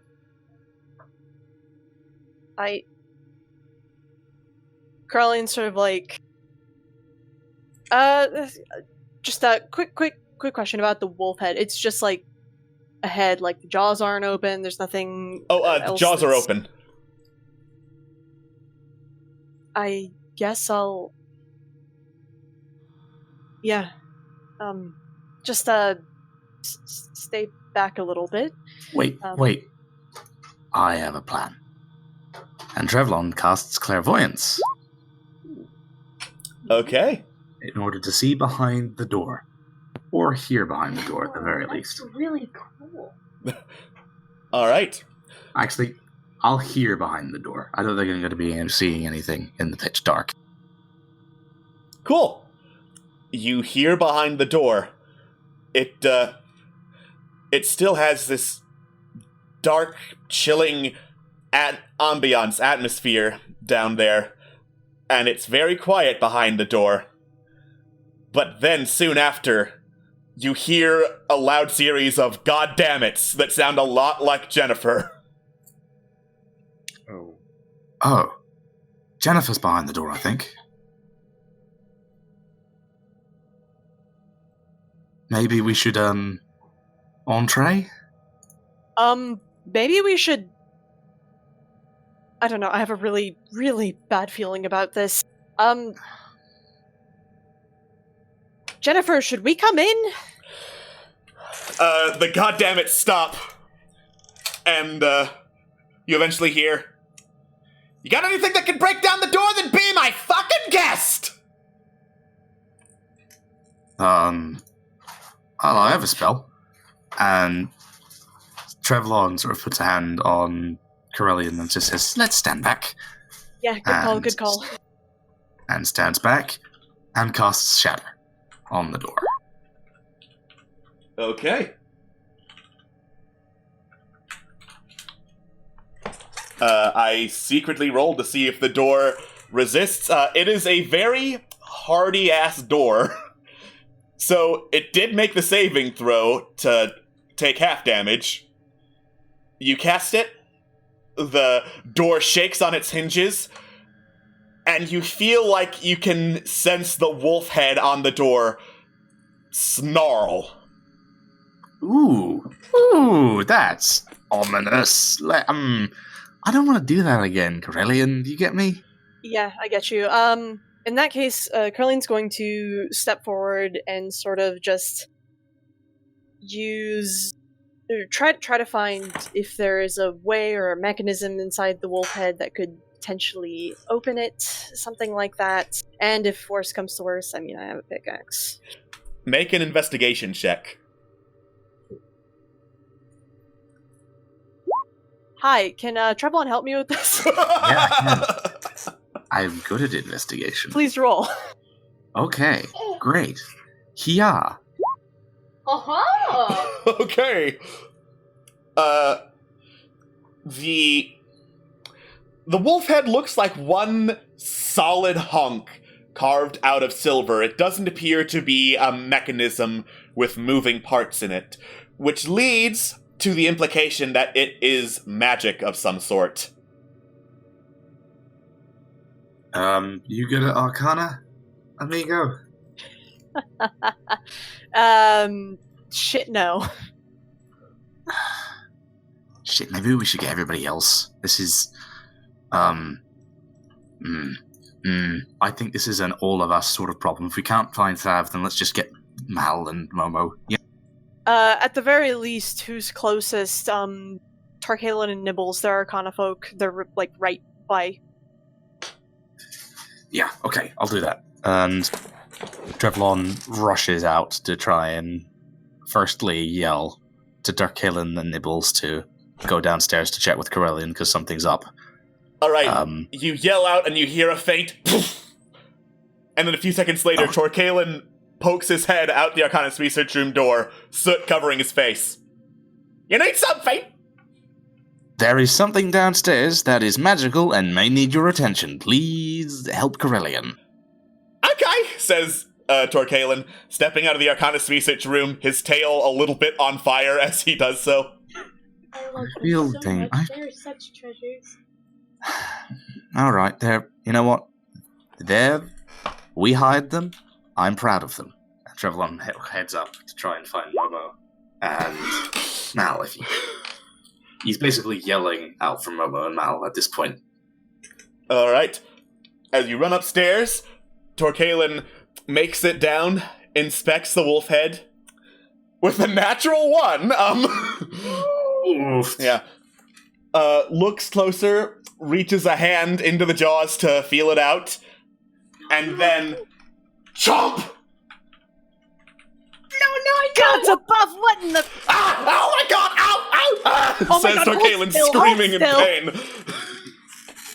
Corellian will sort of, take yeah, they're gonna take and use some of their tools to try and pry the jaws open and get Torkalin's hand out of there, use my own claws if necessary, and just hold still and let me try to get this off you. Okay, athletics.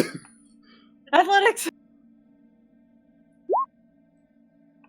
You fail to pry open the jaws as Torkalin just struggles to yank his hand out. This goes on for several minutes as Malafane and Momo slowly come to from their rooms, hearing Trevlon shout.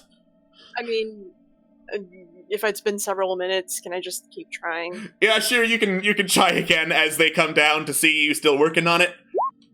Wow. Sick. It's slippery. Oh. It's bloody. Slippery Cool. bastard. Oh, God's above, what happened? You pressed the wrong way, you fucker! Oh no! More blood is now I told pouring you out to from stop between the moving! jaws. I'm trying to stop moving, it freaking hurts! Oh my god's above. I'll put 10 points of lay on hands into him and just somebody help me with this shit. Thieves' tools. Yeah, go for it, mate. It's one piece. I don't know if thieves' tools are gonna. Anyone want to help him with that? I'll give him advantage. Thank you. Okay. Oh, yeah. You manage to pry open just enough of a tiny opening that Torkalin pulls his arm out of the mechanism. It is bleeding profusely with a large bite mark on it. Oh my Easy god. there. I'm gonna Oh my gosh. do healing, cure wounds. on him. Healing cure wounds. I also did give him 10 points lay on hands. Cool. He still looks pretty bad, but he is now healed up. Torkalin looks up, looks at the thing, and it slowly opens its mouth, blood pouring through, before it vanishes and the door starts slowly creaking open. What in the world happened? Can I roll religion? You can, as Torkalin slowly raises a hand and says, "I think that's magic," before fainting completely. I look at it. Okay. What is it? So, this is no ordinary door. The iconography that you could see does bring to mind immediately lycanthropy, specifically werewolfism. However, given that silver is toxic to lycanthropes, and they made a full-on magical bitey thing out of silver, you would wager that it might not be the case. And as you push the door open, your worries are confirmed. Laying there in a deathly cold room, fog surrounding it, is this chained up, gigantic body of this big old humanoid wolf. It appears to have several stab wounds and gunshot wounds in it, and it looks long dead, though not necessarily decayed all that well. And the chains look to be made of glistening black iron. This is not a werewolf. This looks to be the iconography of a son of Fenris. Fenris, not Fenry. There we go. Okay, first of all, out of character. I see what you did there. But yeah. From what you've heard, Momo, the sons of Fenris are werewolves on steroids and crack.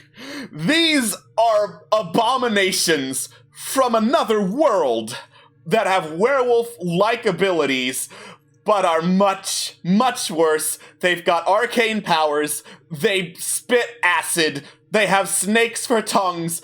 These things are fucked up. I immediately, look at everyone, put my hands out so they don't go any near, further in than they already have. Get out. Get out now. Leave now. Hurry! Is it what? Okay.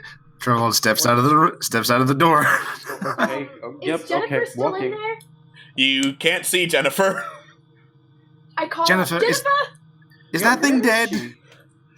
It's dead, but I don't want to take my chances. I'll explain. Jennifer. Carlin? Go ahead. Oh, I was just gonna say, Carlian sort of just stands their ground. So they're kind of in the door, but they're not backing out of it. Just sort of making a bit of a in between you and it. All right. You call out to Jennifer, but you do not hear her. What do I have to do to, what would I have to roll, or what kind of spell would I have to cast to see if she's still in there or not? Also make an Arcana check. Okay. You get a definite bad magical sense from this room. You're not sure if there's a ghost in here, but you get the feeling that something was tied to the corpse of this creature. Tied. Was. Travelon, in the sort of kerfuffle, sort of rushes around and pulls out the revealing lamp and hands it to Corellian, who's still inside. Yep.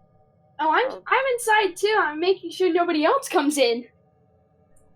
Please just get behind me, and Carlin's gonna light that bitch up. Okay. You light the bitch up to reveal things that were hidden. And what you see is a shitload of runes that look to be elven. Malifane, if you want to peek your head around to see them, they look like runes of binding that were tied to some of these chains and culminate on where the door was. Runes of binding? Binding, yes.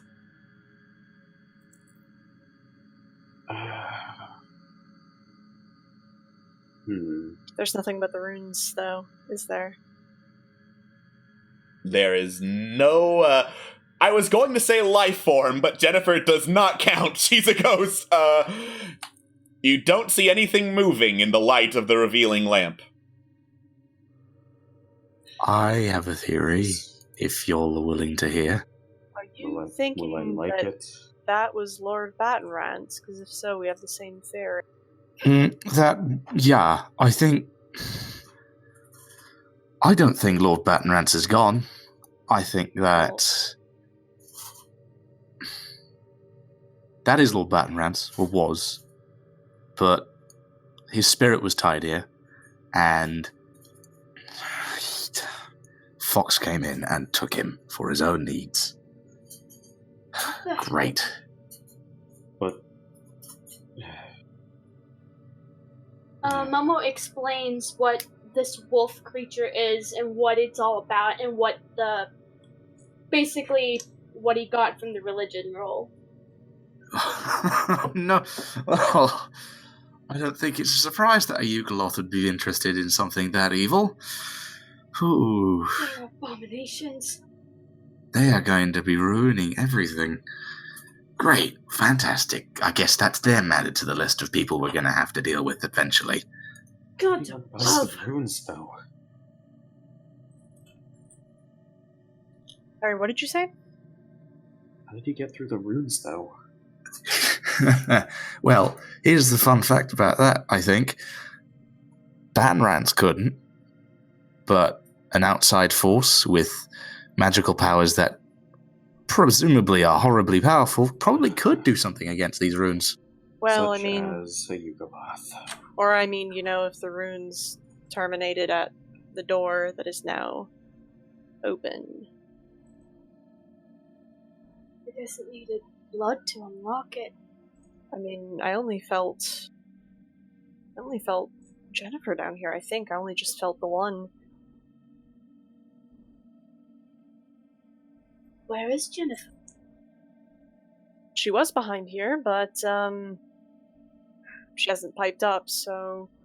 I guess I'll ping Divine Sense again, since I can. Cool. You ping Divine Sense again. You sense one undead slowly approaching from above. Someone's coming down. What? Well, someone's coming down. Carly, points up, straight through the ceiling. Yeah, from about right there, and they'll sort of, swing the Lantern of Revealing towards that direction, so we see who it is once they get close enough. If Malphane listened really carefully, could he discern any sounds coming from up there? You can certainly try. I'll give you advantage on that if it's okay. Thank you. Alright, perception and... You slowly listen, now that Corellian's Divine Sense has alerted you that something is coming, and you hear this soft clank, clank, clank, like armored boots moving in your direction. But they're not, echoing or reverberating off of anything. That's not Jennifer. Shall we step back? I don't like the sound of that. Either. Well, if it's coming here, and it's going to make trouble here, then I'm going to try and deal with it. There's nobody else to do it, is there? Just us. Alright. You stand where you are, or Torkalin doesn't really stand, he just kind of huddles in the middle of everyone, trying not to be seen. And the clank, clank, clank gets louder, until in the light of the Lantern of Revealing, you see this phantasmal form. This, man in a very fancy-looking black suit of armor, spikes sticking out of the greaves and the gauntlets, and a flowing but tattered blue cape with a fur trim around the neck behind him. He's got, Do I recognize this? Please let me finish describing him. I'm sorry. He has got piercing green eyes, and matted curly black hair, and he's got a big old great axe slung at his side as he stares at all of you, stares behind you into the room with the son of Fenris corpse, looks over. If you have finally come to take me on my offer, you are too late. The door is already open. And yet, I see curiosity has led you to my resting place regardless. What would you ask of your lord?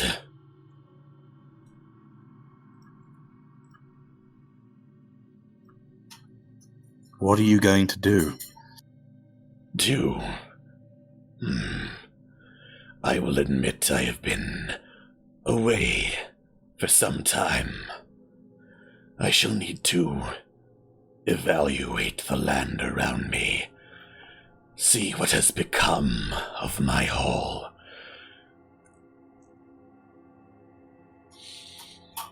So, you're not gonna try and murder us, then? Do you have any reason why I should? He says, hand moving slowly for the great axe. No. I'll say no. As I thought. Your names, now. Momo raises his hand and comes forward. My name is Momo Sensval. I am an apprentice of the past Orias Imoklu, who was a priest for the deity Malil, god of poetry and song. At your service. And he kneels. Crowline bows. Crowline Vales. Trevelon tips his hat. Trevelon Bluequill, journalist and general annoyance. Malafin Lythos, sir. Took Island. Just Took Island. Just the one. 9. Excellent. And I trust you know well enough whom you speak to. Lord Battenreds, You would be Lord Battenreds. Correct. Now then, I have seen in visions beyond visions, you are the ones in charge of my estate. Yes, sir. Yeah? I must say, it is nothing compared to what came before. But then, with your inexperience, I am not surprised. We were merely taken off the street. We know nothing of holding or hosting a mansion. Mansion. God, that idiot Major Domo got to you first, didn't he? Yeah. So focused on wealth, so focused on splendor, he knows nothing of how to keep it so. But if it is holdings you are after, I held this keep against siege after siege after siege for years. No enemy breached Battenrand's Hall while I still lived.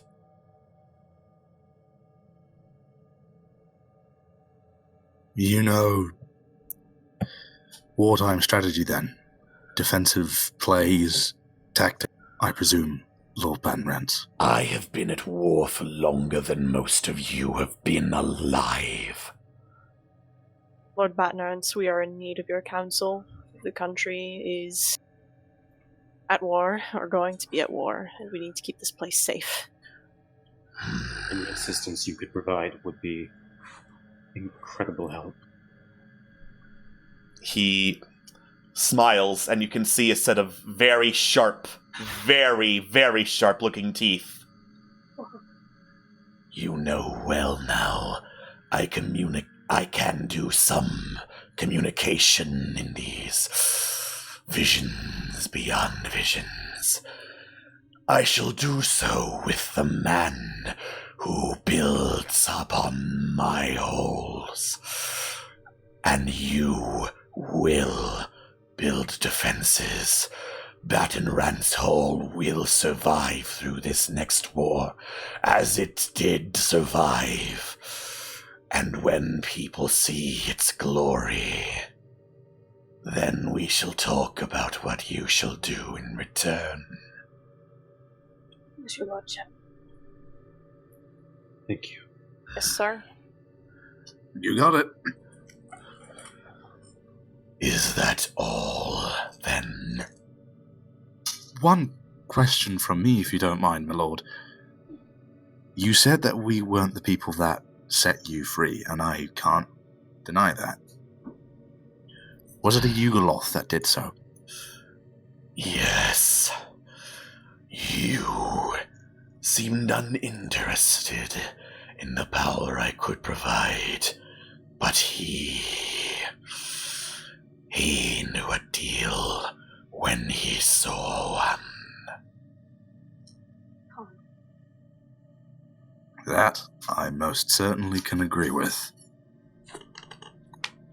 I also have a question about and Trevlon points at the Son of Fenris.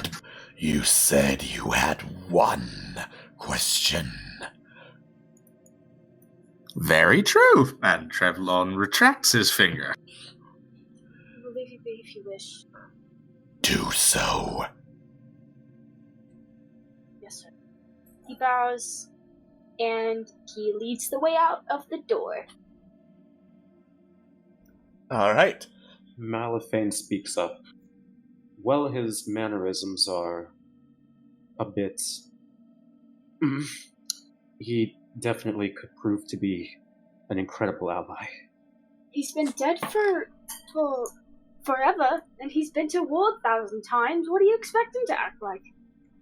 That's a very good point. And also people have been building on his turf and basically ruining it, from how he put it.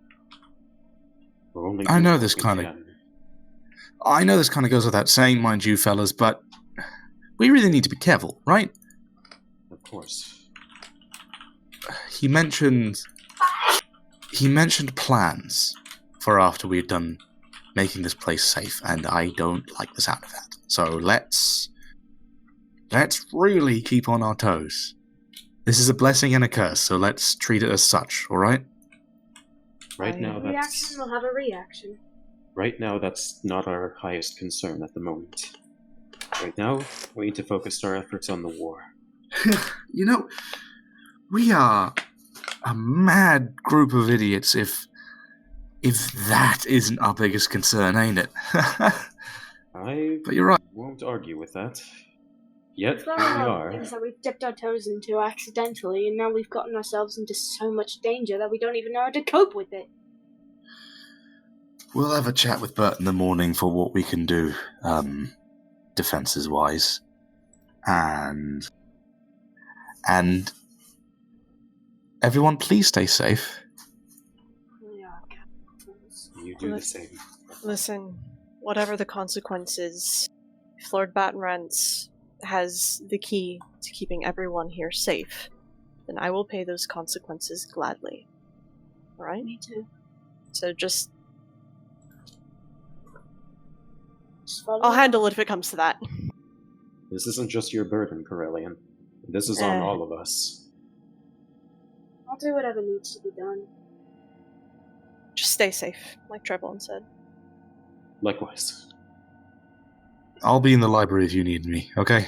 Well, for the time being, until I take a book and then just go to the friggin' kitchening or something like that. I'll be somewhere with a book. I assume you know where I'm going with ta-ta. Oh, before you go, have you seen Babagath by any chance? Oh, God, no. I'll go to the battle ring and see if I can catch him if you just go ahead, get some rest, and I was up and about anyway. Thank you, Corellian. I no worries. Alright. So just to recap, Momo and Malifane going back to bed? Yeah. At least Momo is. Okay. So, let's start with Trevlon then, as you go back to the library to check on your book. A very interesting book it is. Mm-hmm. Cool. You take a seat, get comfortable, flip through the book to see if there's been anything you missed, looking at all sorts of pages of just, like, rambling, randomly switching languages, talking about eldritch concepts that you can barely understand. But then, you flip through the book, and you see something very familiar. Your name. Oh, my heart touched my ass. Trevlon looks around just to make sure nobody's looking over his shoulder or anything like that, and kind of stares at that. Yeah, it's just your name written in the corner of one of the pages.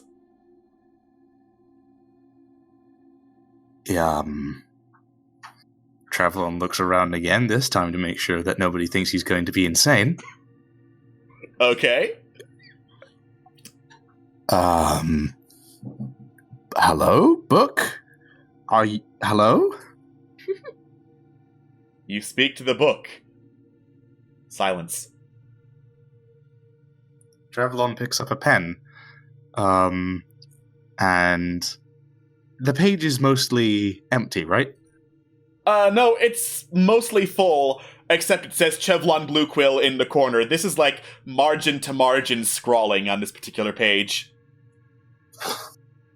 Trevlon turns the next page then. Alright, it also says Chevlon Blue Quill on this page. That's weird. That's really what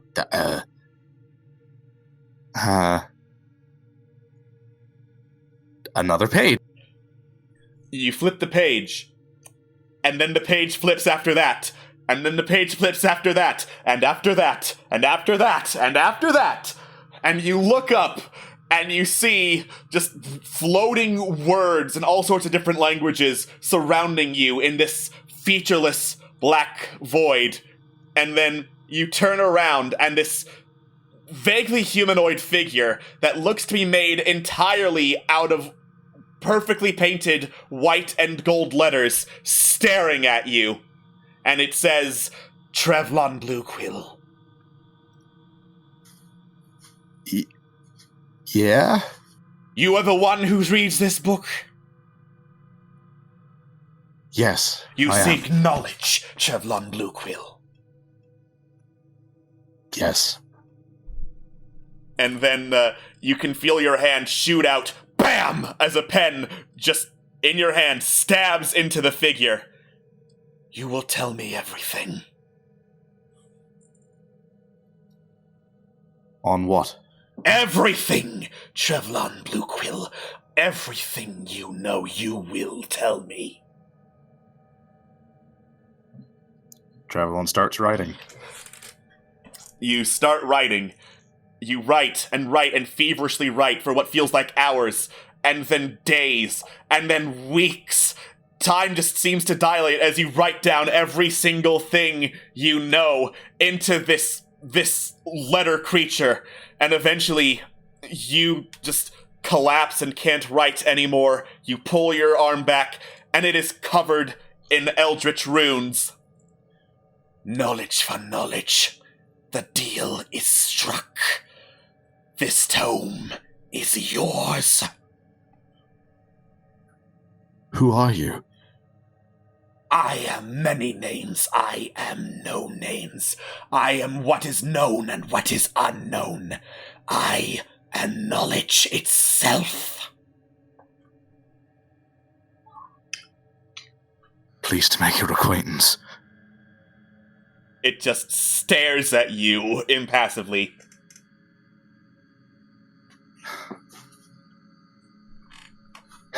This is, Are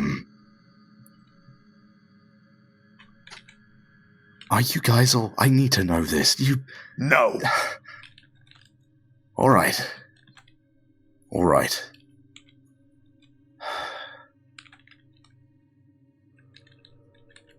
If you want a deal, I can make a deal. I can stick with this. It is not what I want, Trevlon Bluequill. It is what I know of you. You and your hunger for truth, for knowledge, and that I can provide. With me you will learn. With me you will know everything. All the secrets out of your reach, you will understand. All I ask is that this knowledge be preserved forever.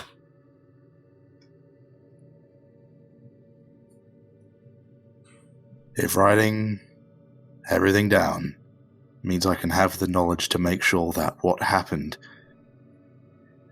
in the Fiery Grog can't happen again, you've got yourself a partner. All right.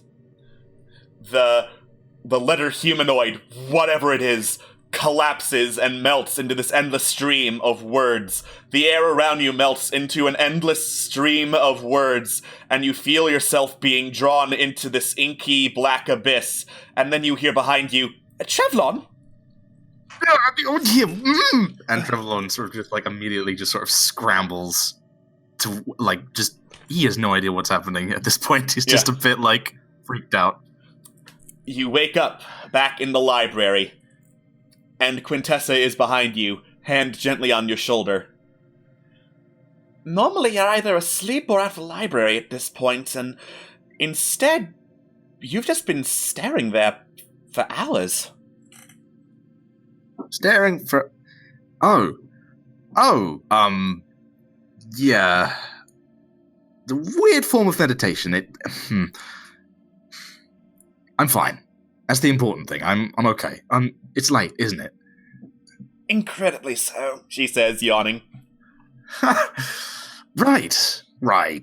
Cool. Okay. I'll let you get some rest, okay? That would be nice. Trevlon tips his hat and picks up the book. Cool. As he leaves.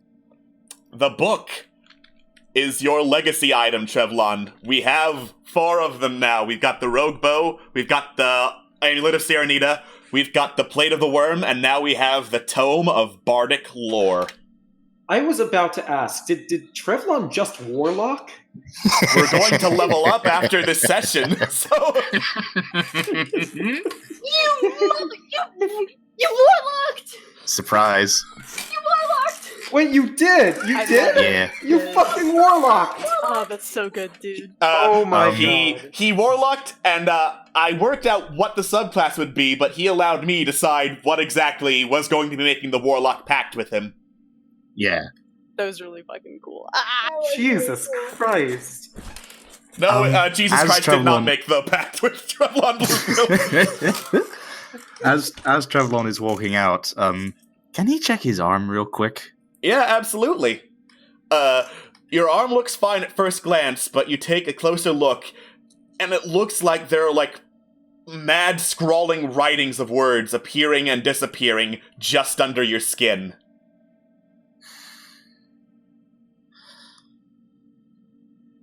You know what? I'll talk about this in the morning.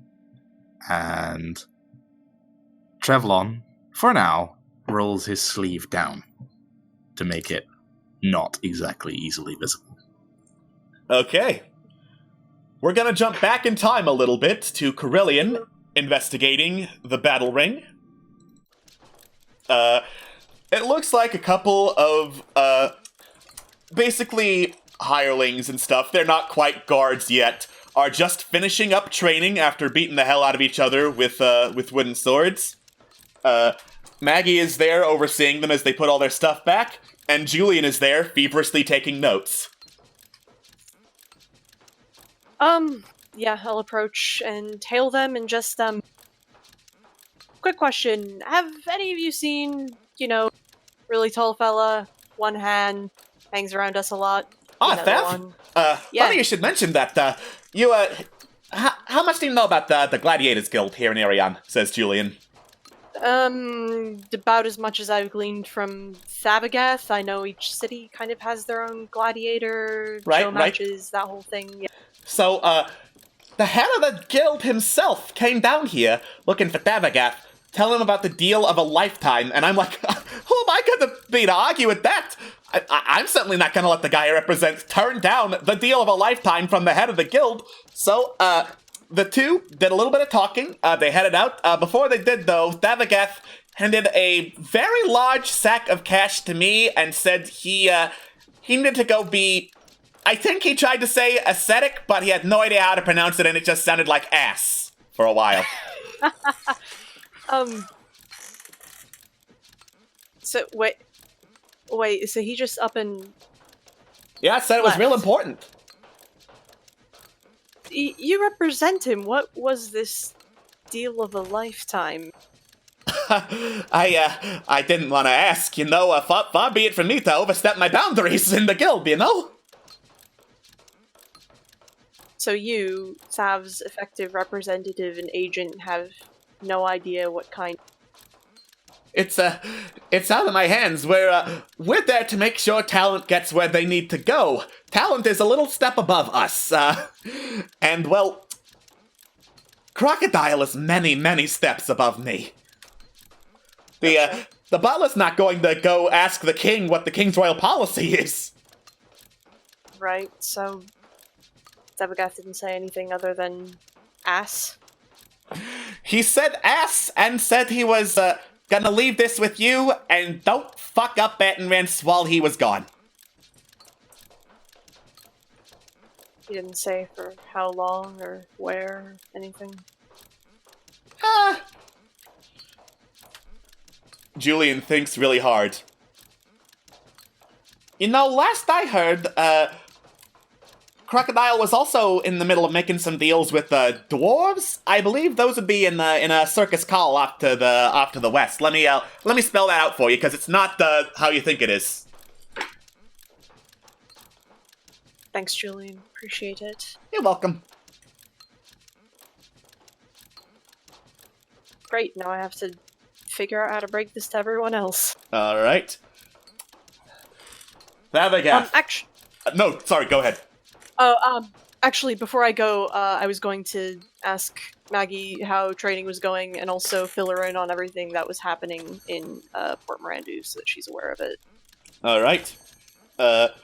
Training has been going pretty terrible, but as soon as you mentioned there's civil war breaking out, she looks over and sighs mightily.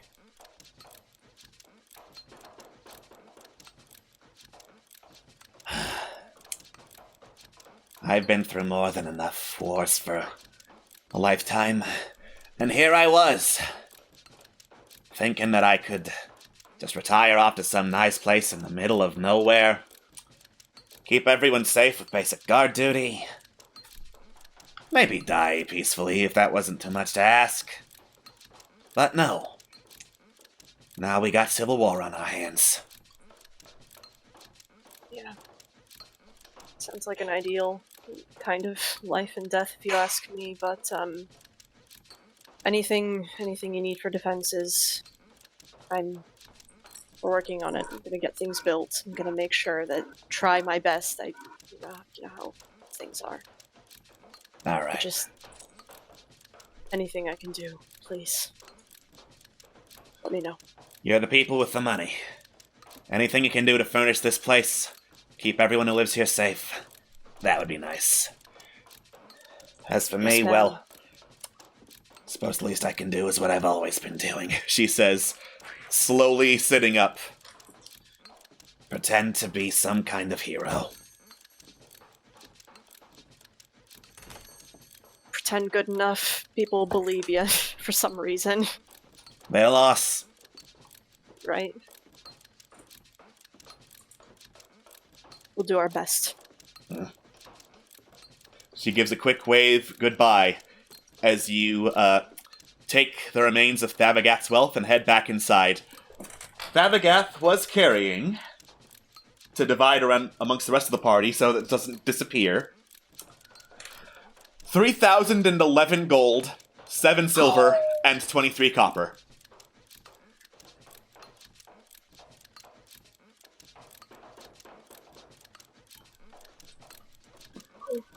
Excellent. We'll deal with that later. We'll divvy that up later. Cool. Yeah, you can get a first round done without that, and then see what else you're getting done. Yeah. Alright. Everyone settles down to rest, and rest is relatively peaceful. You wake up all to the sound of construction, as tends to happen. I will say that you managed to get Ari over to the river so that she has someplace to sleep while she's here, by the way. And it is the next morning.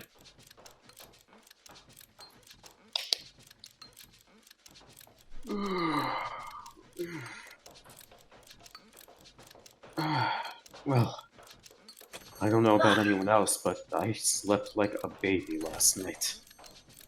Krellin's probably just already at the table downstairs, like, sort of petting Mosca as a bit of a nervous tick. Just waiting for our meeting. He looks happy. Yeah. Momo comes down, pulls out a chair. Does he notice that Corellian looks a little nervous? Or... They're not trying to hide it, so Okay. probably. You've traveled with me long enough. Fair enough.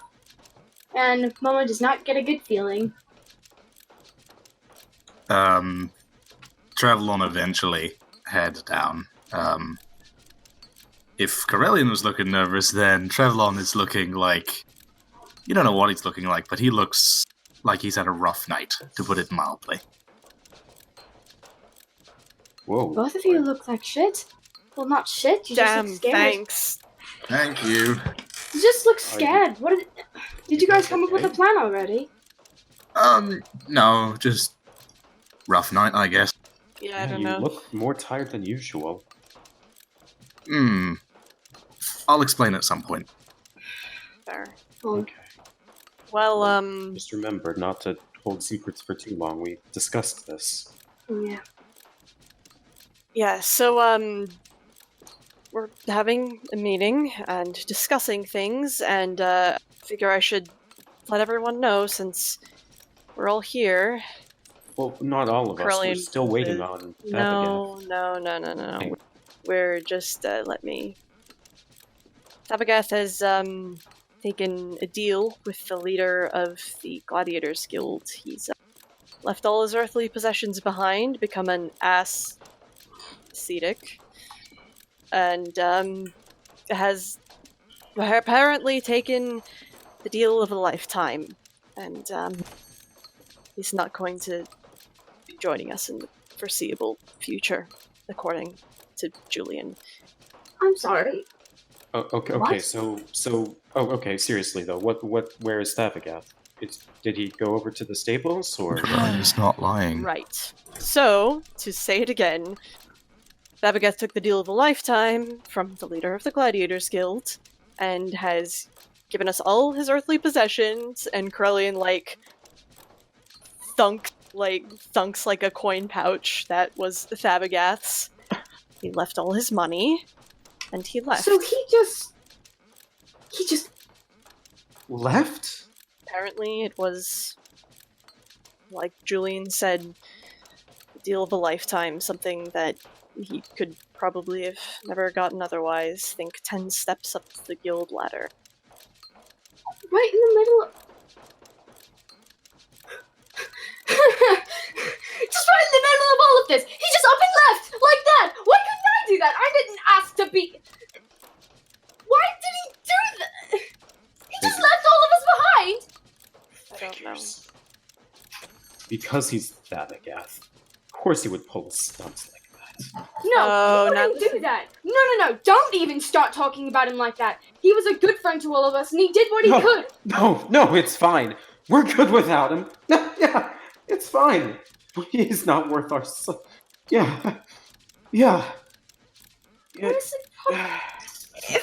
Rancol was the person who probably ruined his life. You all know that, right? Think about it.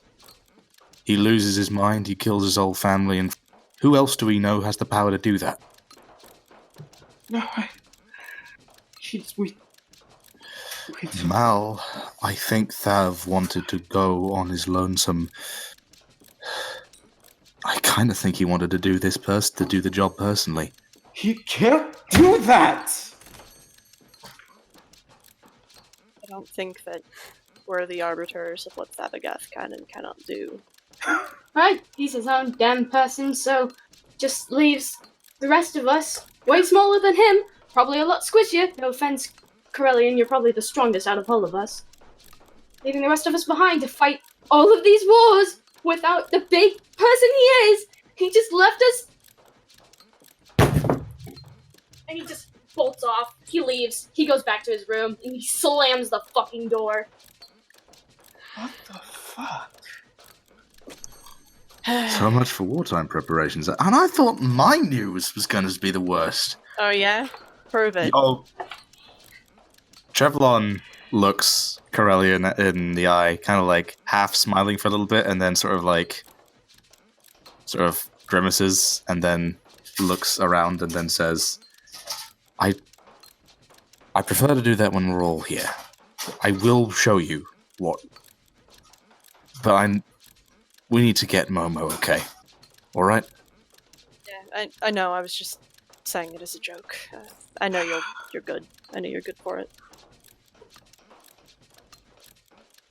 Right, well, this food isn't going to enjoy itself. What? Let's just... He's slowly devolving from any conversation into just narrowly avoiding tears. Just enjoy itself. Corellian, Okay. can you talk to Mal while I talk to Mama? Wait, before there, Julian I did manage to get one last thing out of Julian. Apparently Crocodile's been making deals with the dwarves down in, Sarkeskal, so, that's something, at least. It's something. It's something. I think Mal may need a friendly hand to sort of cry on. We'll meet up later, okay? Yeah, take care. Trevelyan gives a thumbs up, sort of looks at Mal, half smiles, and heads off to try and find Momo again. Cool.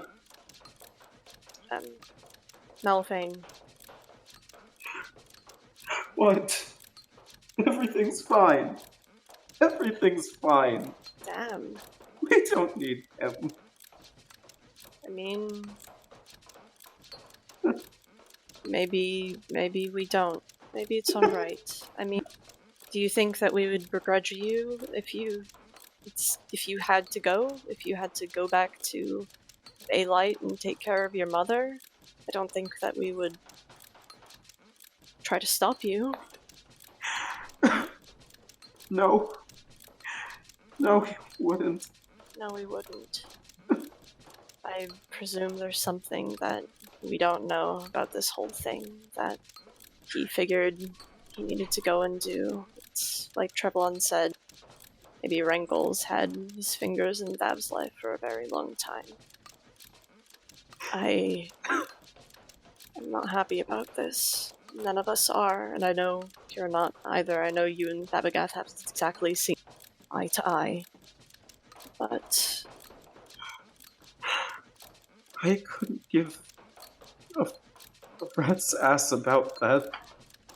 Like him or not, we are all still a family.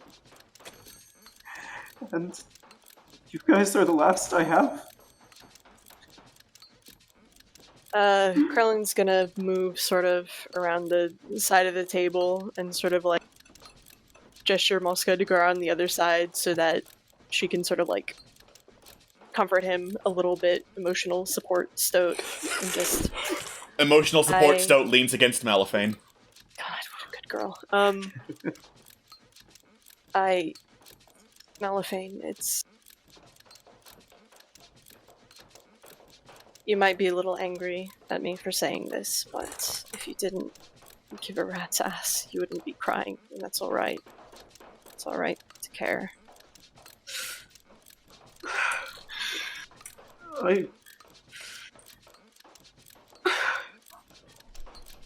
I've gotta go. I'm gonna go talk to Tessa. I'll talk to you later. Yeah, go talk to Tessa. We'll be around. Alright. As Malifane goes up to talk to Quintessa, Trevlon, you get to Momo's door and knock. No response. It's unlocked. Trevlon coughs politely and says, I'm gonna come in. I think we should talk. And opens the door. Momo's on his bed. He's holding his head in his hands. It's a really dark atmosphere.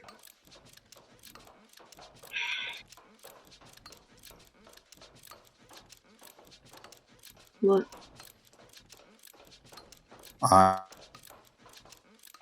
Right now, and misery is best experienced in company. And Trevlon comes over to sit next to him on the bed.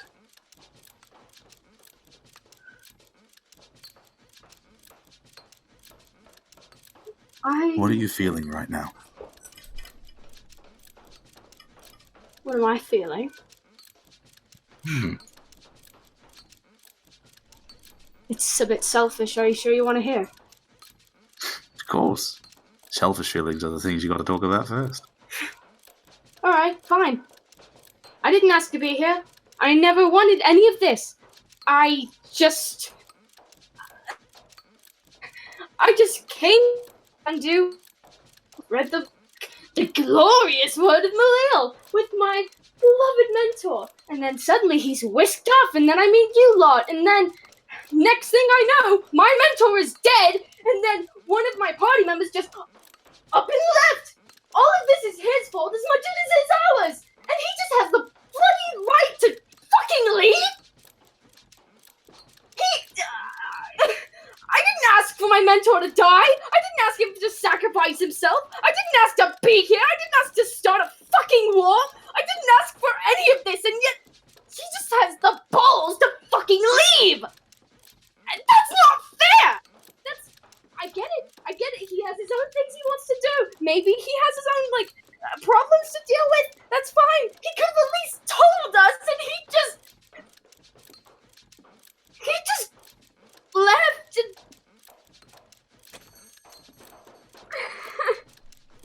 Trevlon puts a arm over Momo. I lost everything I cared about. My one person I called my family, my faith in anything religious of sorts.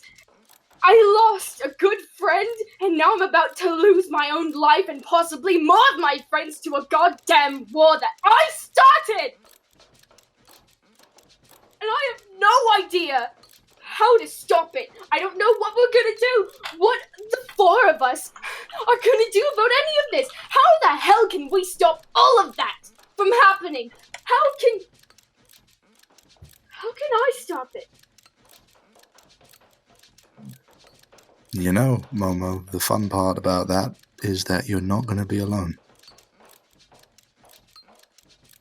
You're not going to have to deal with this by yourself. And you're not going to have to deal with missing Thav, too, by yourself. How am I gonna know that none of you were gonna leave as well? I thought he cared. I thought he was part of the family that we supposedly have. I thought that he was part of us. I thought he cared about us. And then he just walks us off like, hey guys, I'm gonna go take a deal of a lifetime that just randomly approached for us. So I'm gonna leave all of you behind to deal with the mess that I helped make later. And he just...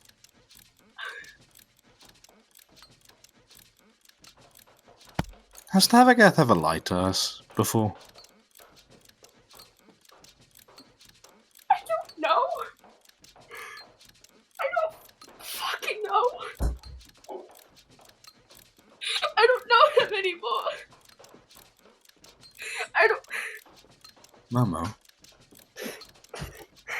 I didn't know Thavagath my whole life, but the time that I did know him, he never minced words. He never did anything with the intention of hurting anybody else that he thought he loved. I don't think Thav left because of cowardice. I don't think he left because he had to make a buck because of this deal of a lifetime. I don't think that's it. Deal of fucking life. What the fuck could it possibly be? I don't know. But Momo, I think Thav, after all that happened, I think he had an idea in his head. An idea where he could go off and stop terrible things from happening before they started, and he can do it just on his lonesome, because I don't think... We're all scared. None of us want to be part of this war that's going to happen. And you know what I think Thav did? All the clues were there. All the clues were there. It was laid out right in front of us, and we had no fucking clue. Momo, you are not the cause of this war. If you let yourself tell yourself that you did this, you're going to let Rankol get away with the responsibility. He did this. You are trying to stop him. Anybody in our position would be played by a mind flare. Anybody would. You know, as we were coming back from Port Mirandu, I kept thinking to myself that what could I have done? What went wrong? And I realized that it's not that I could have done something then that's important. It's the fact that I'm going to do something now, and I'm going to make it happen, and I'm going to try my best to stop this madness.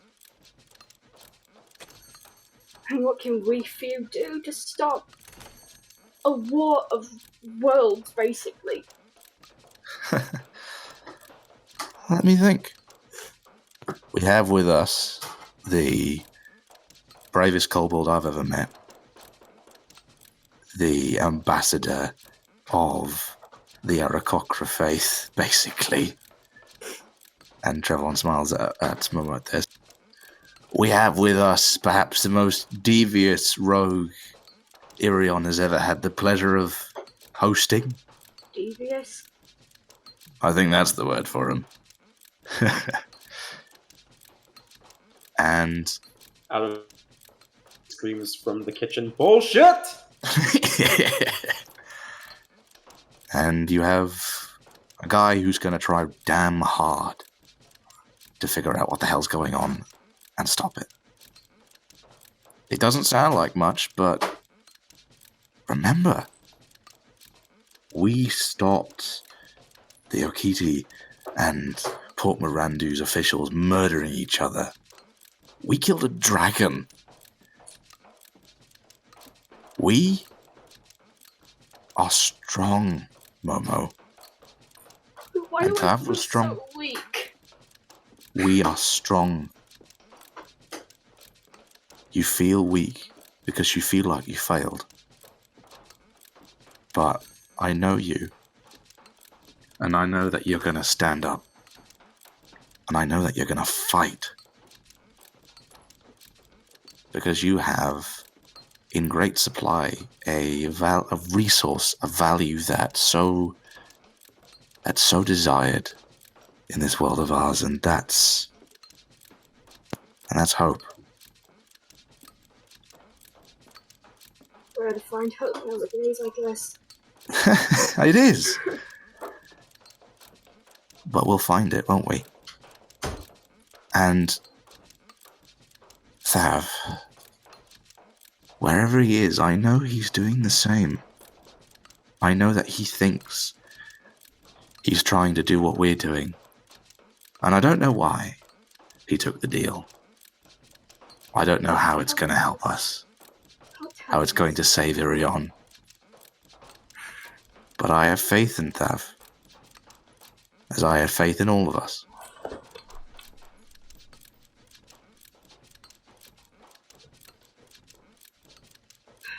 You're an odd one, Trevlon. The oddest one I've ever met. But you're also not one for lying. Apart from that one time where we did it together, but... Yeah, that was horrible. That was terrible.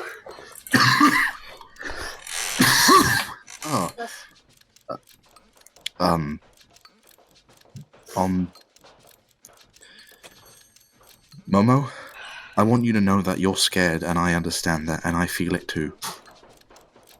But the thing that's going to get us through this is the same thing that's got us through everything. And that's faith in each other. And I have faith in you. Alright? I'm so scared. I'm scared I'm gonna lose more than I've already lost. And... do you know what I mean? Of course. When Gugluk set fire to that tavern, it just felt like the whole world was on fire. And I was like, sat there, paralyzed, and positive that I couldn't do anything. We couldn't do anything. There's nothing we could have done that wouldn't have led to our deaths. Or worse. I'll never forget. But you know what we're doing now? We're gonna do something. And that's all we can do. Well, that's something. But I'll be damned if... Honestly, I think the something that we're gonna do is gonna be enough.